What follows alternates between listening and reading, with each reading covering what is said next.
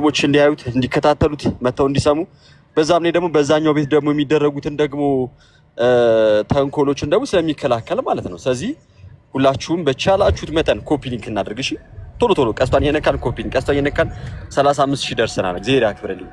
በደንብ ከፍ አድርጉት። እሺ ጋይስ ቶሎ ቶሎ ቀስቷን የነካችሁ ኮፒ ሊንክ ቀስ ኮፒ ሊንክ ቀስ ኮፒ ሊንክ ቀስ ኮፒ ሊንክ ቀስ ኮፒ ሊንክ ያፈጠን ነው። እግዚአብሔር አምላክ ያክብራችሁ። እሺ ይበላችሁ።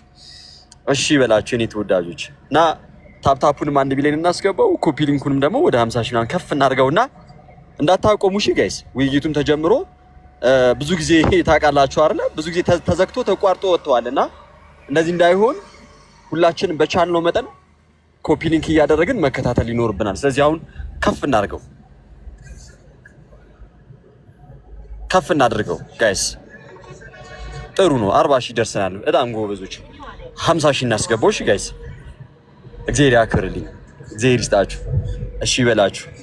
ቶሎ ቶሎ ቶሎ ቶሎ ቶሎ ቶሎ ኮፒ ሊንክ። እሺ ኮፒ ሊንክ በጣም ወሳኝ ነገር ነው ጋይስ፣ በጣም ወሳኝ ነገር ነው። ኮፒ ሊንክ ቶሎ ቶሎ። 40000 ደርሰናል። 40000 ትንሽ ነው የቀረን። ከፍ እናድርገው፣ በደንብ ከፍ እናድርገው፣ ከፍ እናድርገው። ልክ 50000 ሲገባ አመሰጋግናችኋለሁ።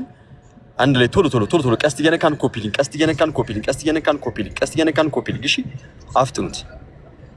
እግዚአብሔር ያክብራችሁ። እሺ በላችሁ። እናፍጥነው ጋይስ ቶሎ ቶሎ። ኦልሞስት 8000 ነው የቀረን። 42000 ደርሰናል። ቀስት እንንካ ኮፒ ሊንክ እናድርግ። ቀስት እንንካ ኮፒ ሊንክ እናድርግ። ቀስት እንንካ ኮፒ ሊንክ። 43000 ደርሰናል። እግዚአብሔር ያክብርልኝ። ቶሎ ቶሎ ጋይስ ቶሎ ቶሎ ደርሰናል። 45000 ደርሰናል። በጣም አሪፍ። ትንሽ 5000 ነው የቀረን። ቀስት እንንካ ኮፒ ሊንክ፣ ቀስት እንንካ ኮፒ ሊንክ፣ ቀስት እየነካን ኮፒ ሊንክ፣ ቀስት ኮፒ ሊንክ፣ ቀስት ኮፒ ሊንክ። አንዴ ከፍ እናድርገው፣ አንዴ ከፍ እናድርገው፣ ከፍ እናድርገው፣ ከፍ እናድርገው። ሁላችንም ቀስት እንንካ ኮፒ ሊንክ፣ ቀስት እንንካ ኮፒ ሊንክ፣ ቀስት ኮፒ ሊንክ፣ ቀስት ኮፒ ሊንክ። 47000 ደርሰናል። ትንሽ ነው የቀረን፣ ትንሽ ነው የቀረን ጋይስ፣ ትንሽ ነው የቀረን። ደርሰናል። ይቅርታ እሺ፣ ድምጽ ካለ እኔ ጋር ምናልባት 50000 ገባና ሌላ ወንድሞቹ ምናምን ይቀጥላሉ። 50000 ደርሰናል። 49.789 50000 ገባን። አሁን ታፕታፓን አንድ ጊዜ 600000 እናስገባትና ከዛ በኋላ ሌላ ወንድሞች እንትን ይላሉ። እኔ ጋር ድምጽ ስላለ እንዳረብሻችሁ። አሁን አንድ ጊዜ ታፕታፕ ሁላችንም፣ ሌላ ነገር ትተን ታፕታፕ ብቻ። ቶሎ ቶሎ ጋይስ 568 57 80 90 600 ሺህ ልንደርስ ነው። ቶሎ ሁላችንም ታፕታፕ ብቻ 600 ሺህ። እግዚአብሔር ይስጥልኝ፣ እግዚአብሔር አክብርልኝ። እሺ በላችሁ። የልቡናችሁን መሻት ከኃጢአት በስተቀር ሁሉን ይፈጽምላችሁ። ሁላችሁም ኮፒ ሊንክ ታፕታፕ ማድረጋችሁን አታቋርጡ። ማሚታዬ እግዚአብሔር አምላክ አንደበት ይሁንሽ። አመሰግናለሁ የተወደዳችሁ ወንድሞች እህቶች። አሜን። ባሮኬ ቴንኪዩ። እግዚአብሔር ያክብርልኝ። እሺ ጋዲ እዮባ ምናምን አወራችሁ?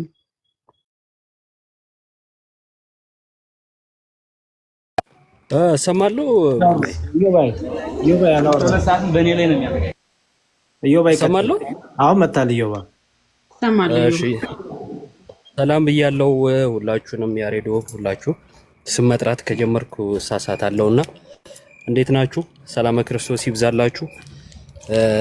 እንግዲህ መልካም ውይይት ፍሬ የምናፈራበት ውይይት ያድርግልን። ማማዬ እግዚአብሔር አንደበት ይሁንሽ። እንግዲህ ሁላችንም በጸሎት እናስብሻለን። በርቺ ነው ማለት የምፈልገው። እንደተባለው ውይይቱ እንዳይቆራረጥ ምናምን 1 ሚሊዮን ራሱ አልገባንም እስካሁን። እንደ ሌላው ጊዜ አይደለም። አሁን ውይይት ስለሆነ ሆን ተብሎ ምናምን የሚደረጉ ነገሮች ስለሚኖሩ ላይክ ምንድነው ታፕታፕና ኮፒ ሊንክ ምናምን በደንብ እናድርግ እና እናበረታታ። በርታ ወንድማችን። ታው በዛሬ ቀን አትነቁረኝ ብሮ። በነገራችን ላይ ይቅርታ ማሚታ፣ ሁላችሁንም ሰላም ብያለሁ። እሺ እንደገባው የተሰጠኝን ኃላፊነት ለመወጣት ሰላም ሳላችሁ በጣም ይቅር በሉኝ። ሁላችሁን ሰላም ብያለሁ። እንደምን አመሻችሁ ብያለሁ። ይቅርታ በጣም ችግር የለውም ብሩኬ። ጋዲሳይ 15 ደቂቃ ስለቀረችን ሁላችሁም ጥቂት ደቂቃ ወስዳችሁ ድምጻችሁን እንስማ። ጋዲሳይ እንኳን በሰላም መጣ። እኔ ራሱ በስንት ዘመን ያገኘኋችሁ ሰላም ሰላም ብያለሁ ሁላችሁንም ከታች ጀምሮ ኤርሚ፣ ባሩኬ፣ አንትሽ፣ ያሬዶ፣ መመሬ፣ ፍሬም፣ ዮባ እና እንግዲህ የዛሬው ባለቀን ነው የሚባለው ድምጽ የሚሰማ ከሆነ ማማይ ያው ሁላችሁም እንደተባለው አትሊስት ታብታቡ ምናምን ከፍ አድርጉት ጋይስ፣ ያስፈልጋል። ኦኬ 1.5 ምናምን እናስገባው። ማማይ እንግዲህ እግዚአብሔር አምላክ አንደበት ይኑሽ። ሁሉም ወንድሞች እንዳሉት ነው። ኦፍኮርስ በደንብ የውይይት ልምድ ያለሽ ልጅ ነሽ ምናምን ነገር ውይይት ለአንቺም አዲስ አይደለም። ግን እግዚአብሔር ደግሞ አንቺ የምትናገሪያቸው ነገሮች አለ አይደል ሰዎች ጋር ሲደርስ ምናምን ነገር ልባቸው ላይ የሆነ ፖዚቲቭ ኢምፓክት መፍጠር የሚችል ክርስቲያኑን የሚያጠነክር እንዲህ ከቤተክርስቲያን ውጭ ያሉ ሰዎችን ደግሞ ስለ ቤተክርስቲያን እንዲያውቁ የሚያደርግበት ያደርገው መድኃኔዓለም ጌታ በነገር ሁሉ ካንቺ ጋር ይሁን። መልካም ውይይት ማማይ አለን። እንግዲህ ዱዓ እናደርጋለን ከታቸው ነው። አሜን አሜን። ጋዲ ቴንክ ዩ። እሺ ጋዲሳይ ታብታብ እያደረጋችሁ 1 ሚሊዮን ያስገቡ እንጂ 873,000 ነው። ቀጥሉ። እስከዛ ወንድሞቻችን ኡስታዝ እፎይም አሉ ከነጺማቸው፣ አንትሽዬም አለ ከነመነጽሩ። ሁላችሁም በየተራ ሰላም በሉን። 1 ሚሊዮን ግን አስገቡ ቶሎ በሉ እና ደግሞ ስቶሪ ላይ ያደርጉላት። እሺ ቤቱን አሁን ላይቭ ስትሪሙን ሁላችሁም ስቶሪ ላይ ማድረግ ትችላላችሁ። እንትኑ ሲጀመር ጊፍት እየሰጣችሁ ቤቱን በደንብ ቫይራል እንዲወጣ ማድረግ ትችላላችሁ። እሺ አንትሽ ይቀጥል፣ ሰላም በለን። ከዛ ኡስታዝ እፎይ ይቀጥላሉ። ታላቅ ወንድማችን ሰላም ጤና ይስጥልኝ ወንድሞች፣ ታች ማማዬ ሁላችሁም እንዴት አላችሁ? እፎይ በረጅም ጊዜ አገኘው። እንኳን ሰላም መጣችሁ ሁላችሁንም። ጋይስ ግን በጣም ትንሽ ነው፣ ታብታዋ በጣም ትንሽ ነው። 1.5 አስገቡት። 10 ደቂቃ ነው የቀረው። ሁላችሁ ማማዬ እግዚአብሔር ካንቺ ጋር ይሁን፣ አንደበት ይሁንሽ። በተጨማሪ ግን ታብታው በጣም በጣም በጣም ትንሽ ተወዳጆች በዚህ ሰዓት ከገባውበት ሰዓት ራሱ 200,000 ነው የጨመረውና በጣም ትንሽ ነው። ሼር ስታደርጉ ግን ዝም ብሎ ኮፒ ሊንክ ማድረግ ብቻ ሳይሆን ሰው ጋር እንዲደርስ ለ50 ለ60 ሰው ባንዴ ላኩ። አንዴ ሼሯን ያዟትና ለ50 ለ60 ሰው በፍጥነት መላክ ነው። ያኔ ብዙ ሰው ይመጣል ማለት ነው። ኮፒ ሊንኩም ማይረሳ፣ እሱንም አድርጉት። ማማዬ ግን ኮሆስት ከማድረግሽ በፊት ቪዲዮውን ወደፊት አዞሪውና ወደ አንቺ እንዳይዞር ወደፊት አዞሪውና ጀምሪ፣ ኋላ ላይ እንዳስቸግርሽ ማለት ነው። እንዳትረሽ። አመሰግናለሁ። በቃ እሱ ከሆነ አሁን 1 ሚሊዮን ሞልቷል። ቶሎ ጨምሩበት። እሺ በጣም በጣም በጣም ጨምሩበት። ሰዓት እያለቀ ስለሆነ ወደ ኡስታዝ እፎይ እንሄዳለን። እኔ ምን አፍቆኛል። እሺ አንትሽ በጣም እናመሰግናለን። እፎይ ኡስታዝ እፎይ አምጡ ድምጾትን ያሰሙ። ሰላም እንዴት ናችሁ? ሁላችሁም ሰላም ብያለሁ። ኡስታዞቹ እንዳይበሳጩ ደግሞ የሰው ስም ሰጣችሁኝ ቀጣይ መስጊድ እንክፈት እንዳይሉ እኔ ሁላችሁም ሰላም ብያለሁ። ማማዬ ምን አይለኝም። አክቹአሊ ሰው እንዲገባ ነው የገባሁት። ያው ውይይት አለው። ምን ያው ታስተምራታለች፣ እኛም እንማራለን ከስር። ማማዬ በደንብ ስለምናውቃት በደንብ አድርጋ ታስተምራታለች። ውይይት አለ። ውይይት ሳይሆን የሆነችን ልጅ ሙስሊም አለች፣ እሷን ታስተምራታለች። በዛ ውስጥ ሙስሊሞችም ብዙ ይማራሉ ብለን ተስፋ እናደርጋለን። በምታስተምርበት ሰዓት ላይ ይህንን አጋጣሚ ተጠቅመው ወደ ድነት እንዲመጡ ክርስቶስ ያግዛቸው፣ ብዙዎች የሚያስተውሉበት እንዲሆን ተስፋ እናደርጋለን እንጂ ውይይት እንኳን አይደለም፣ ትምህርት ነው እና ሌሎችም እንዲማሩበት ያርግላቸው። ውጤታማ ትምህርት መምህር ሆነሽ በደንብ ሌክቸር የምታደርጊባቸው ቀን ማለት አሪፍ ሙስሊሞች የሚማሩበት ቀን ይሆናል ብዬ ተስፋ አደርጋለሁ።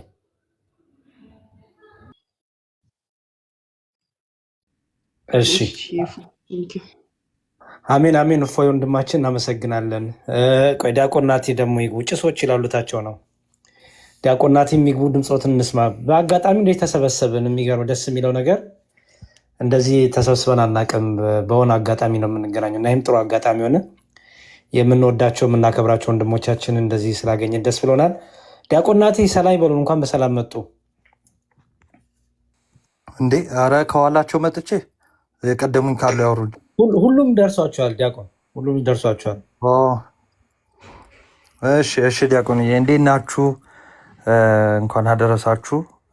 ማምሻ ይላል ጌታ በነገር ሁሉ ያግዝሽ እና ደግሞ ከስራ ያለን ሁላችንም ታብታብ ምናምን እያደረግን ሪፖርት ሊደረግም ስለሚችል ታብታብ ምናምን እያደረግን እንቆያለን እና እግዚአብሔር መንፈስ ቅዱስ በነገር ሁሉ ያግዝሽ።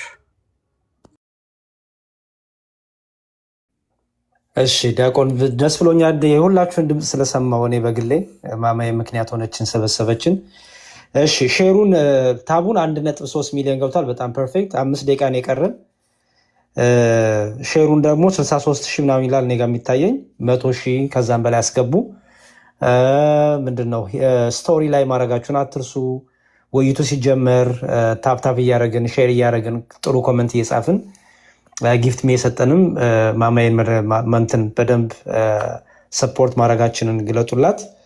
5 ደቂቃ ነው የቀረን። እንግዲህ በቀረችው 5 ደቂቃ ብሩኬ አንዳንድ ደቂቃ ይሰጣችሁና አንድ ዙር ሁላችንም እንግዲህ ተናግረን እንወጣለን ማለት ነው። አረ ነው እንዴት ልጅቷ ትልክልሻለች? እንደዛ ነው አይደል ማማዬ?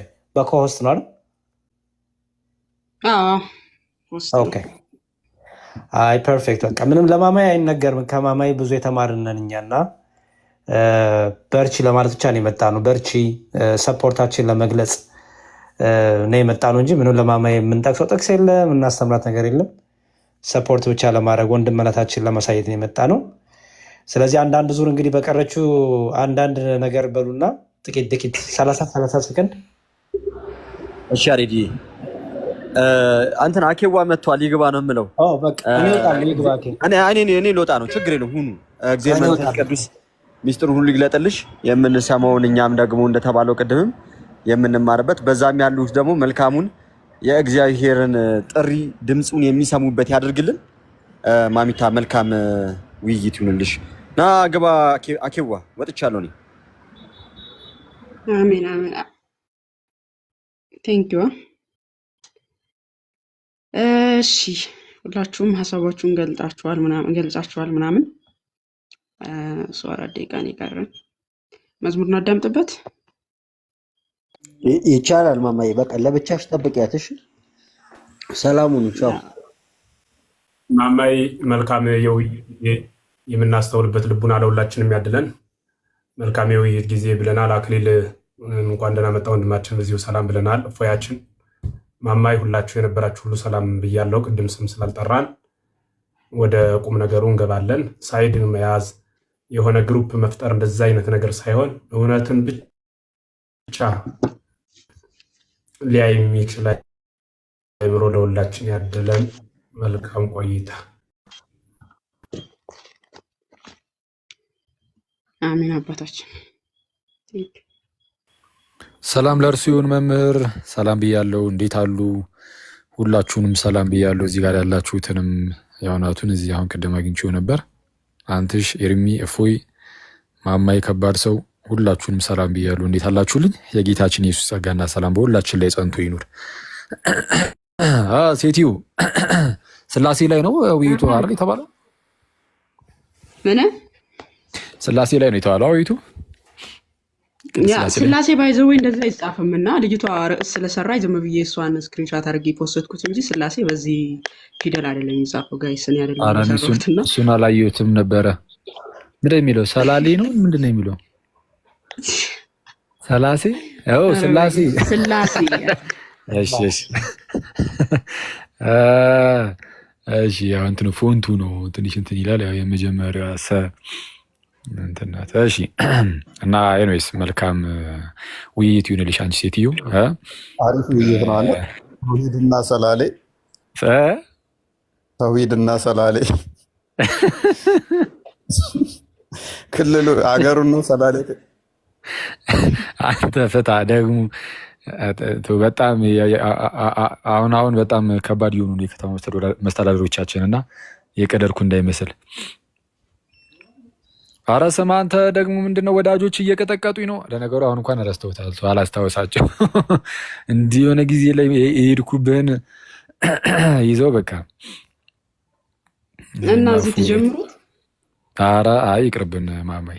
ዛሬ አንቺ ተወያይ በሰላም ከዛ በኋላ እንቀጥሏለን። እኛ አይቀርም እንዴ ከሱ ጋር ብቻ አይደለም በዚህ ከአንቺ ጋርም አይቀርልሽ ማለት በተለይ አንቺ እኮ ነሽ እንዴ አረቆይ አሁን ማይከስ 100,000 ክተቱት።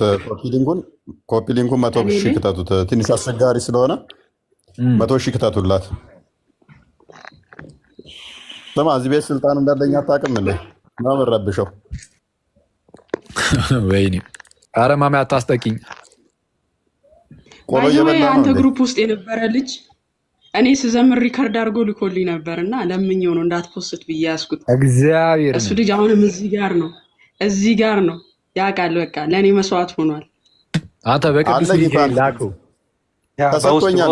በውስጥ ላክልን ሂድበት ተብዬ ተሰጥቶኛል እኮ የኔ ነው የማማይ የአንተ ያኬማ እኔ ሁሉ አለኝ እሰጥሃለሁ። ኧረ ብዙ ነው በጣም የሱ ትተነው ነው እናቱ ሞታበት ሲሆን ገባ እናቱ ሄዳበት ከረሜላ ገዛልሃለሁ ብላ ሳገዛለት መታ ይቀር እንደዛ አይነት ነው የሚመስለው። የለቅሶም ደግሞ አይነት አለው ነው የምትለኝ እንዴ? በጣም ሆድ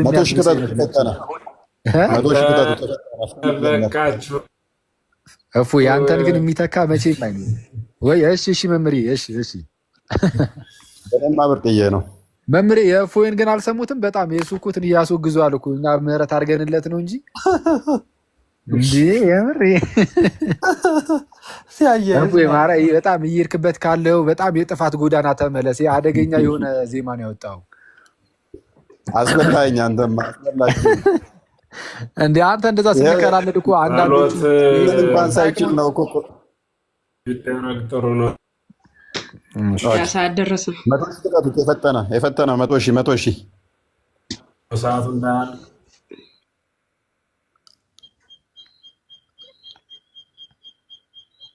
እሺ መምህር ጸሎት ትንበሉና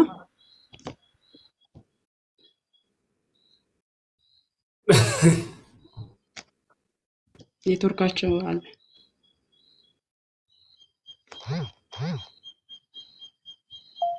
አሉ በጸሎት ይጀምራል። በጣም ብዙ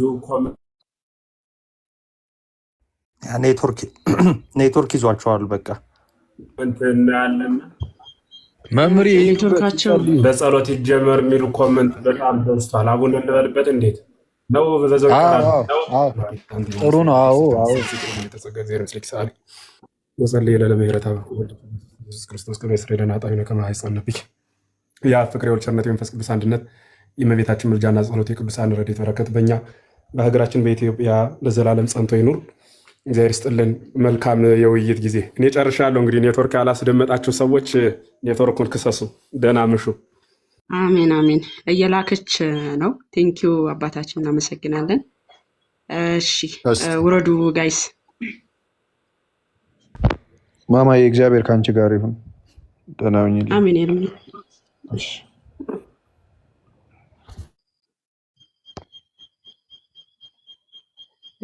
ኦኬ ቀበላት ነው።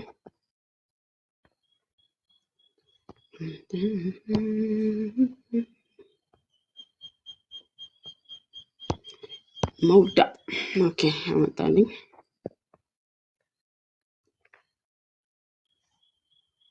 ወዴት ሄደች? ኦኬ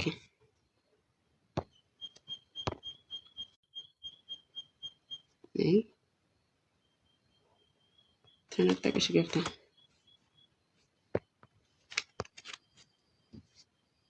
እንዴ ከኔ አይደለም ከሷ ነው።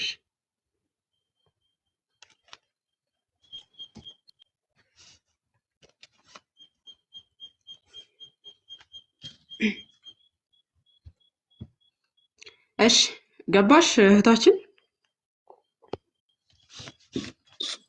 አዎ ገብቻለሁ። ሰላም እንዴት ነሽ? ይመስገን አምላክ። እንዴት ነሽ? አለ አልሐምዱሊላህ። ኦኬ ያው እንደተነጋገርነው ጀማሪ አንቺ ነሽ። ትጀምሪያለሽ ማለት ነው።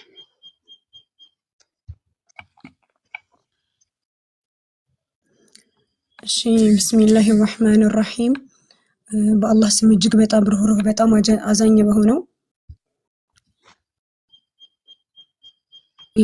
ወህሉል ዑቅደተን ሚን ሊሳኒ የፍቀሁ ቀውሊ ቢስሚላህ በአላህ ንግግር ጀምራለሁ ኢንሻአላህ ንግግሬን አላህ ሱብሓነሁ ወተዓላ በቁርአኑ ላይ ምን ይላል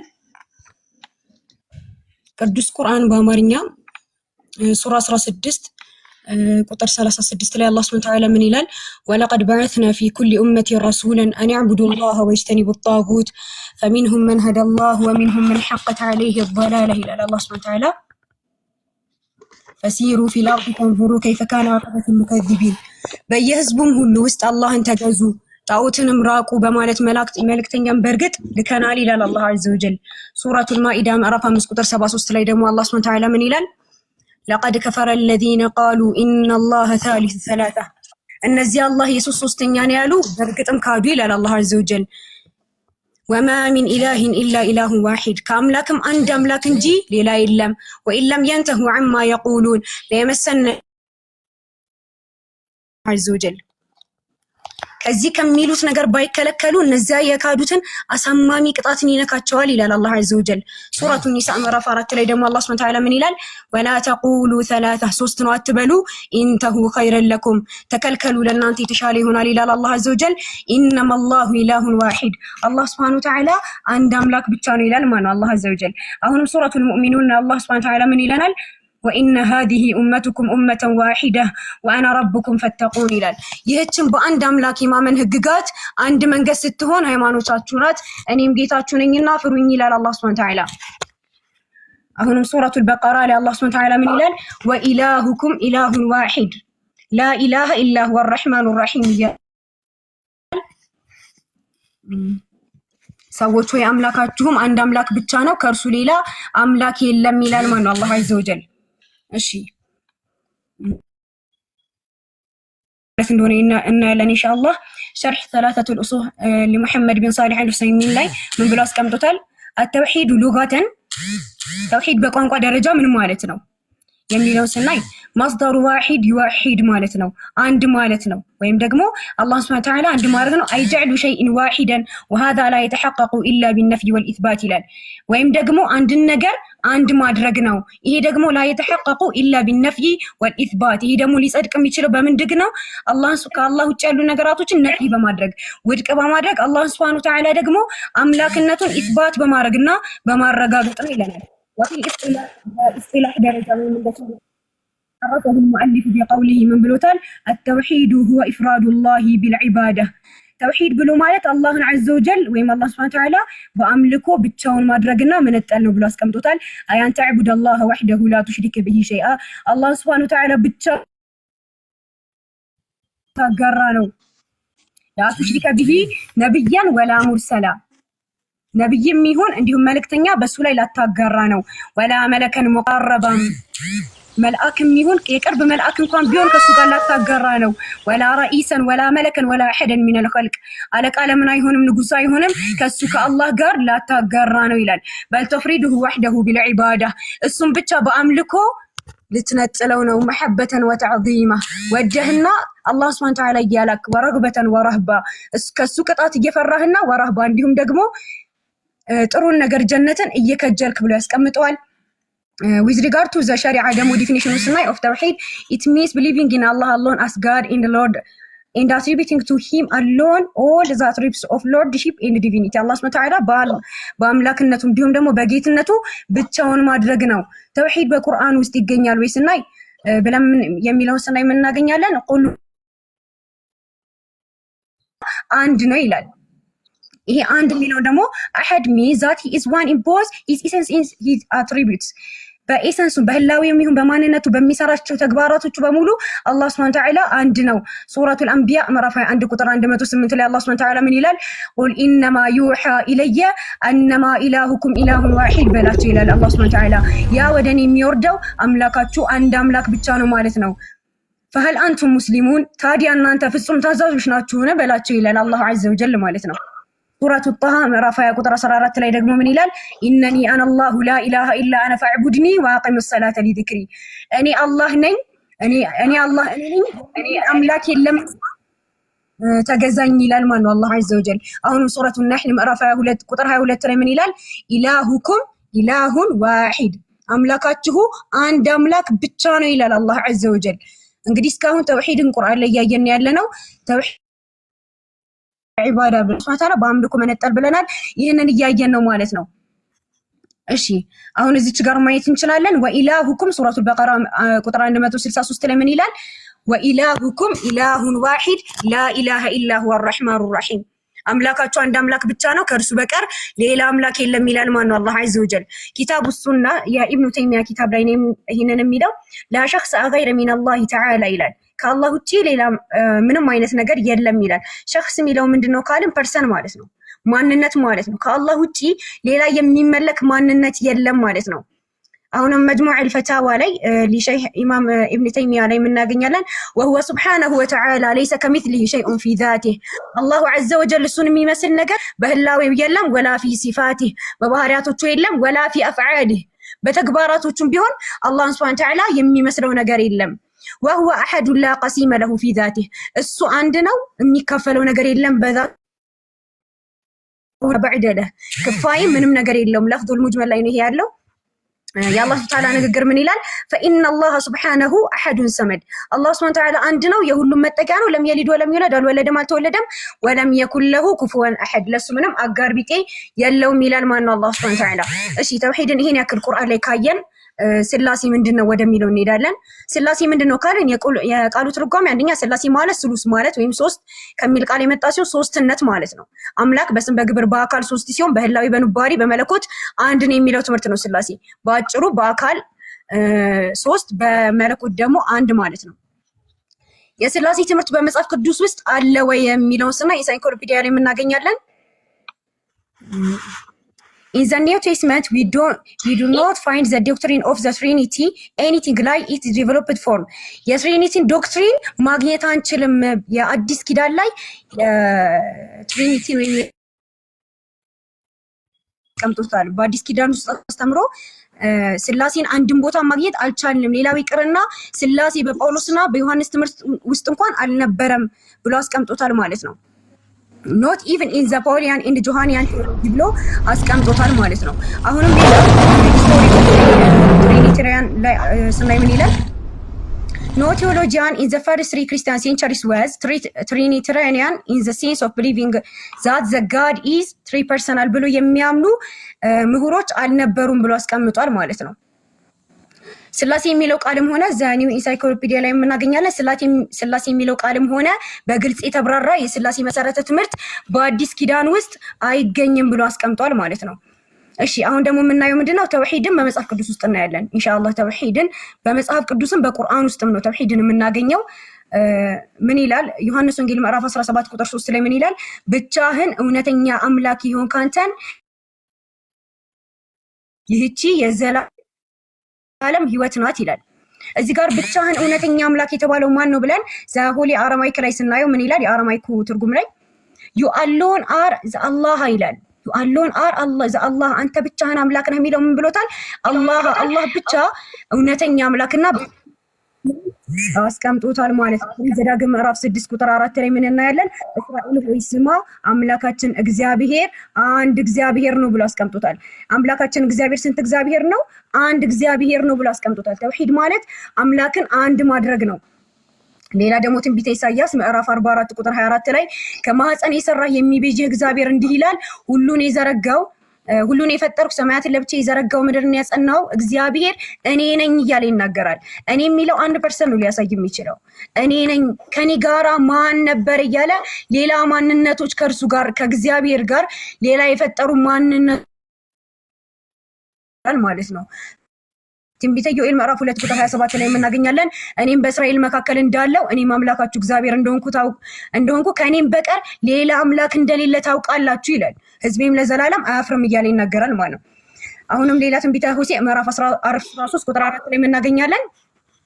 እኔ ግን ከግብፅ ምድር ጀምሬ አምላክ እግዚአብሔር ነኝ፣ ከእኔም በቀር ሌላ አምላክ አታውቅም፣ ከእኔም በቀር ሌላ መድኃኒት የለም እያለ ይናገራል ማለት ነው። እኔ እያለ ነው እግዚአብሔር እየተናገረ ያለው። እሺ አሁንም ኦሪት ዘዳግም 32:39 ላይ የምናገኛለን። አሁንም እኔ ብቻዬን እንደሆንኩኝ ይላል፣ ከኔ በቀር አምላክ እንደሌለ እዩ። እስልምና ማለት አንደኛ ነገር አንድ ሰው ወደ ኢስላም ሲገባ ምንድነው የሚለው? ሸሃዳ ነው የሚይዘው። አሽሀዱ አላ ኢላሃ ኢላላህ ነው የሚለው። ከአላህ በስተቀር በሐቅ የሚመለክ አምላክ የለም ነው የሚለው። ይሄንን ነው መጽሐፍ ቅዱስ ላይ ያገኘን ያለ ነው። ከእኔ በቀር አምላክ እንደሌለ እዩ። እኔ ገድላለሁ፣ አድንማለሁ፣ እኔ አሞታለሁ፣ ፈውስማለሁ፣ ከእጄም የሚያድን የለም ይላል። እንደሌለ እዩ። ይሄ ነው በቃ እስልምና ማለት ነው። አንደኛ ቆሮንቶስ ምዕራፍ 8 ቁጥር 6 ላይ የምናገኛለን። ከእኛስ ነገር ሁሉ ከእርሱ የሆነ እኛም ለእርሱ የሆነን አንድ አምላክ አብ አለን ብሎ ይገልጻል። ለእኛስ ነገር ሁሉ ከእርሱ የሆነ እኛም ለእርሱ የሆነን አንድ አምላክ አብ፣ ወልድ አይደለም ያለው፣ መንፈስ ቅዱስ አይደለም ያለው። እግዚአብሔር ቢል ምናልባት እግዚአብሔር ውስጥ አብና ወልድና መንፈስ ቅዱስ አሉ ብለው ሊሉን ይችላሉ። ነገር ግን አንድ አምላክ ብሎ የገለጸው ማን ነው? አብን ብቻ ነው። እዚች ጋር አንድ አምላክ አብ አለን ብሎ ነው ማን የገለጸው? የሉቃስ ወንጌል ምዕራፍ 18 ቁጥር 18 ላይ ምን ይላል? ከአለቆችም አንዱ ቸር መምህር የዘላለምን ሕይወት እንዲወርስ ምን ላድርግ ብሎ ጠየቀው ይላል። ኢየሱስም ከዛ ምን አለው? ሰውየው የጠየቀው አስተውሉ እንግዲህ የዘላለም ሕይወት ነው የጠየቀው። የዘላለም ሕይወት የሚገኝበት ብቸኛው መንገድ ምንድነው ካልን አንዱን አምላክ ከሱ ጋር ምንም አለማጋራት ነው። ለዛ ነው 19 ላይ ምን ይላል? ኢየሱስም ስለምን ቸር ትለኛለህ ይላል። ምክንያቱም ኢየሱስን እንኳን ቅድም ብለናል፣ ተውሂድን ስንተረጉም ወላ ነብይ ሙርሰላ ብለናል። የተላከ ነብይም ቢሆን ከእግዚአብሔር ጋር ወይም ከአላህ ጋር አስጠግተን ካመለከን መቼም ቢሆን የዘላለምን ሕይወት አናገኝም። ለዛ ነው ኢየሱስ ቅድሚያ የተቆጣው፣ ቅድሚያ ያስጠነቀቀው፣ ኢየሱስ የገሰጸው። ለዛ ነው ሰውየው የዘላለምን ሕይወት እስከፈለገ ድረስ ቅድሚያ ኢየሱስን እንኳን ቢሆን ከአንዱ ከእግዚአብሔር ጋር ማስጠጋት ስለሌለበት ቅድሚያ ገሰጸው፣ ተቆጣው። ምን አለው? ስለምን ቸር ትለኛለህ? ከአንዱ ከእግዚአብሔር በቀር ቸር ማንም የለም፣ ሌላ ማንነት ከእግዚአብሔር በቀር የለም ብሎ ተናገረ ማለት ነው። አንደኛ ጢሞቴዎስ ምዕራፍ 2 ቁጥር 5 ላይ ደግሞ ምን ይላል? አንድ እግዚአብሔር አለና በእግዚአብሔርና በሰው መካከል ያለው መካከለኛው ደግሞ አንድ አለ፣ እሱም ማን ነው? እርሱም ሰው የሆነ ክርስቶስ ኢየሱስ ነው ይላል። ምን የሆነ? ሰው የሆነ ክርስቶስ ኢየሱስ ነው። ስንት እግዚአብሔር አለ? አስተውሉ እዚህ ጋር በደንብ። አንድ እግዚአብሔር አለና በእግዚአብሔርና በሰው መካከል ያለው መካከለኛው ደግሞ ማን ተብሏል? ኢየሱስ ምን ተብሏል? መካከለኛ። ተደባለቀው ማን የተባለው? መካከለኛ አለ፣ እርሱም ማን ነው? ሰው የሆነ ኢየሱስ ክርስቶስ ነው ይላል ማለት ነው። ስለዚህ አሁን ዛሬ ኢንሻአላህ ቻሌንጅ የምናደርገው ምንድነው? የሰው ልጆች መዳኛ ትክክለኛው መንገድ ስላሴ ከሆነ ቀላል ነገር አይደለም። የሰው ልጆች መዳኛ ማለት ሰዎች ወደ ጀሃነም የሚነዱበት ነገር ከሆነ መጽሐፍ ቅዱስ ላይ በግልጽ መቀመጥ አለበት። ምክንያቱም ይሄ እኮ ቀልድ አይደለም፣ ሚስጥር ምናምን የሚባል ነገር የለም። የመዳኛ መንገድ ሆኖ የሰው ልጆች የሚጠፉበትና የሚድንበት ነገር ሆኖ ሚስጥር የሚባል ነገር የለም። ስለዚህ በግልጽ የተቀመጠ ነገር መገኘት አለበት ማለት ነው። አብ ወልድ መንፈስ ቅዱስ መመለክ እንዳለባቸው በግልጽ መቀመጥ አለበት። ጥቅሶችን በግድ እያጣመመን ወይም ፈልገን አይደለም ማግኘት ያለብን፣ በግልጽ መቀመጥ አለበት። ምክንያቱም ሰዎች የሚድኑበት ስለሆነ ማለት ነው። ቁርአን ላይ ቅድምም እንዳየን በጣም ብዙ ቦታ፣ ይሄ ብቻ አይደለም በነገራችን ላይ እነዚህ ጥቅሶች ብቻ አይደሉም። በጣም ብዙ ቦታ ላይ አላህ ሱብሓነሁ ወተዓላ ኢላሁኩም ቃል ነው የመጣው። ኢላሁኩም ኢላሁን ዋሂድ፣ አንድ አምላካችሁ አንድ አምላክ ብቻ ነው እያለ አላህ ሱብሓነሁ ወተዓላ ለቁጥር በሚያዳግተን ሁኔታ ነው ቁርአን ላይ የሚናገረው ማለት ነው። እና ስላሴን ደግሞ እኔ እንጃ አንድ እንኳን በስትክክል ስላሴን የሚያሳይ ጥቅስ እንግዲህ ወገናችን ካሳየችን እንፈልጋለን። እሺ ጨርሻለሁ። ወገናችን መቀጠል ይችላል። እሺ በእርግጥ 2 ደቂቃ ይቀርሽ ነበር። ከ19 ነበረ የምጨርሽው። እሱ ከለቀቅሽልኝ እንቀጥላለን ማለት ነው። ጨርሰሻል ሞገትሽን ይመስለኛል። ሰላም ክርስቶስ ይብዛላችሁ ክርስቲያን እህት ወንድሞች፣ እንዲሁም ሙስሊም ወገኖቻችን ሰላም ብያለሁ። እንግዲህ ዛሬ ርዕሳችን ተውሂድ ወይስ ስላሴ የነቢያት አስተምህሮ የሚል ነው። ሜቢ መውዳ ከአንቺ ድምፅ አለና አንድ ሚዩት አድርጊልን። እንግዲህ የምንጀምረው ተውሂድ ከሚለው እንጀምራለን ማለት ነው። ተውሂድ የሚለውን አስተምህሮ በመጀመሪያ ደረጃ ምን ማለት ነው የሚለውን እንመለከትና ከዛ በኋላ ወደ አነሳቻቸው ነጥቦች ደግሞ እንመጣለን። እንግዲህ ተውሂድ ሩቡብያ ብለው የሚያምኑት አላህን በመፍጠርና ሰማይና ምድርን በመፍጠር ብቸኛ ነው፣ ተባባሪ የለውም ብለው የሚያምኑት ነው። ተውሂድ ኡሉህያ ብለው ደግሞ የሚያምኑት አላህ በአምላክነቱ ብቸኛ መሆኑን ማወቅና ማመን ነው። እንግዲህ አላህ አንድ ነጠላ ማንነት ነው ያለው የሚለውን ማመን ማለት ነው። ተውሂድ አስማኢ ወሲፋት የሚለው ደግሞ በአላህ በስሞቹና በባህሪያቱ ብቸኛ አንድ ነው ብሎ ማመን ነው። እንግዲህ ወደ ቅዱሳን ነቢያት ስንመለከት አምላክ አንድ ነጠላ ማንነት አለው ብሎ ያስተማረ አንድም ነብይ የለም። በነገራችን ላይ ቅዱሳን ነቢያት ወገናችን የነቢያት አስተምሮ ይሄ ነው ስትል የነቢያትን መጽሐፍት እንኳን ይዛ አይደለም። በነገራችን ላይ አንድ ያዘችው መጽሐፍ አለ እከሌ እንዲያለቅ የሚለውን ማስረጃ ከመያዝ ውጪ የነቢያትን መጽሐፍት እንኳን ይዛ አይደለም እንደዛ እያለችን ያለችው ማለት ነው። ነገር ግን አላህ መጽሐፍ ቅዱስ ላይ ስትፈልገው አይቻታለሁ። የነቢያት አስተምሮ ይልቁኑ የአካል ብዝሃነት የምንነት አንድነትን ነው ሲያስተምሩ የተመለከትነው። ለምሳሌ መጽሐፈ ምሳሌ ምዕራፍ 8 ቁጥር 25 ጀምሮ ስንመለከት ተራሮች ገና ሳይመሰረቱ ከኮረብቶች በፊት እኔ ተወለድኩ፣ ምድሪቱና ሜዳውን ገና ሳይፈጠር የመጀመሪያው የዓለም አፈር ሰማዮችን በዘረጋ ጊዜ አብሬ ነበርኩ ይላል። እንግዲህ አብሬ ነበርኩ ሲል ከማን ጋር ነበር? አብሬ ነበርኩ ብሎ የሚናገር አካል አለ። በእርሱ ዘንድ ደግሞ እንደነበር የሚነገርለት አካል እንዳለ የሚያመለክት ቃል ነው። ሰማዮችን በዘረጋ ጊዜ እኔ አብሬ ነበርኩ፣ በቀላያትም ፊት ክበብን በደነገገ ጊዜ ይልና የዚያን ጊዜ እኔ በእርሱ ዘንድ ዋና ሰራተኛ ነበርኩ ይላል። በማን ዘንድ? በአባቱ ዘንድ ማለት ነው። ማን ነው ይህን እየተናገረ ያለው ብለን ስንመለከት ወልድ ነው፣ ቃል ማለት ነው። በአብ ዘንድ እንደነበረና በእርሱ ዘንድ ኢቭን ሰማዮችን በዘረጋ ጊዜ አብሮ እንደነበረ ሲናገር እንመለከታለን። ሶ የአካል ብዝሃነትን በዚህ እንመለከታለን ማለት ነው። በእሱ ዘንድ እንደነበረ ተናጋሪውን ደግሞ ስንመለከት አንድ ነጠላ ማንነት የሆነ ሳይሆን የአካል ብዝሃነት እንዳላቸው እንመለከታለን ማለት ነው። እንዲሁም ዘፍጥረት ምዕራፍ 19 ቁጥር 24 ላይ የነቢያት አስተምሮ ይሄ ነው ስትል ነበረ። የነቢያት አስተምሮ ይሄ ነው ወገናችን። ሙሴ በዘፍጥረት ምዕራፍ 19 ቁጥር 24 ላይ እግዚአብሔር በሰዶምና በገሞራ ላይ ከእግዚአብሔር ዘንድ ከሰማይ እሳትና ዲንን አዘነበ አለ። በደንብ አስተውይ። ሁለት አካላትን እግዚአብሔር ብሎ ሲጠራ እንመለከታለን። እግዚአብሔር በሰዶምና በገሞራ ላይ ከእግዚአብሔር ዘንድ ከሰማይ እሳትና ዲን ምን አለ? አዘነበ። እግዚአብሔር ከማን ዘንድ? ከእግዚአብሔር ዘንድ። እዚህ ጋር የምንመለከተው ምንድነው? ሁለት አካላት እግዚአብሔር እንደተባሉ እንመለከታለን ማለት ነው። ስለዚህ የነቢያት አስተምሮ የአካል ብዝሃነትን ማስተማር ነው ማለት ነው። አንድ ነጠላ ማንነት አለው ብሎ ያስተማረ አንድም ነብይ የለም። ያነሳቻቸውን ጥቅሶች በኋላ ላይ እንመጣለን፣ ሙግት ማፍረስ ላይ ማለት ነው። እንዲሁም ኦሪት ዘፍጥረት ምዕራፍ 48 ቁጥር 10 ጀምሮ እንግዲህ እዚህ ጋር እየተናገረ ያለው ወልድ ክርስቶስ ኢየሱስ ነው።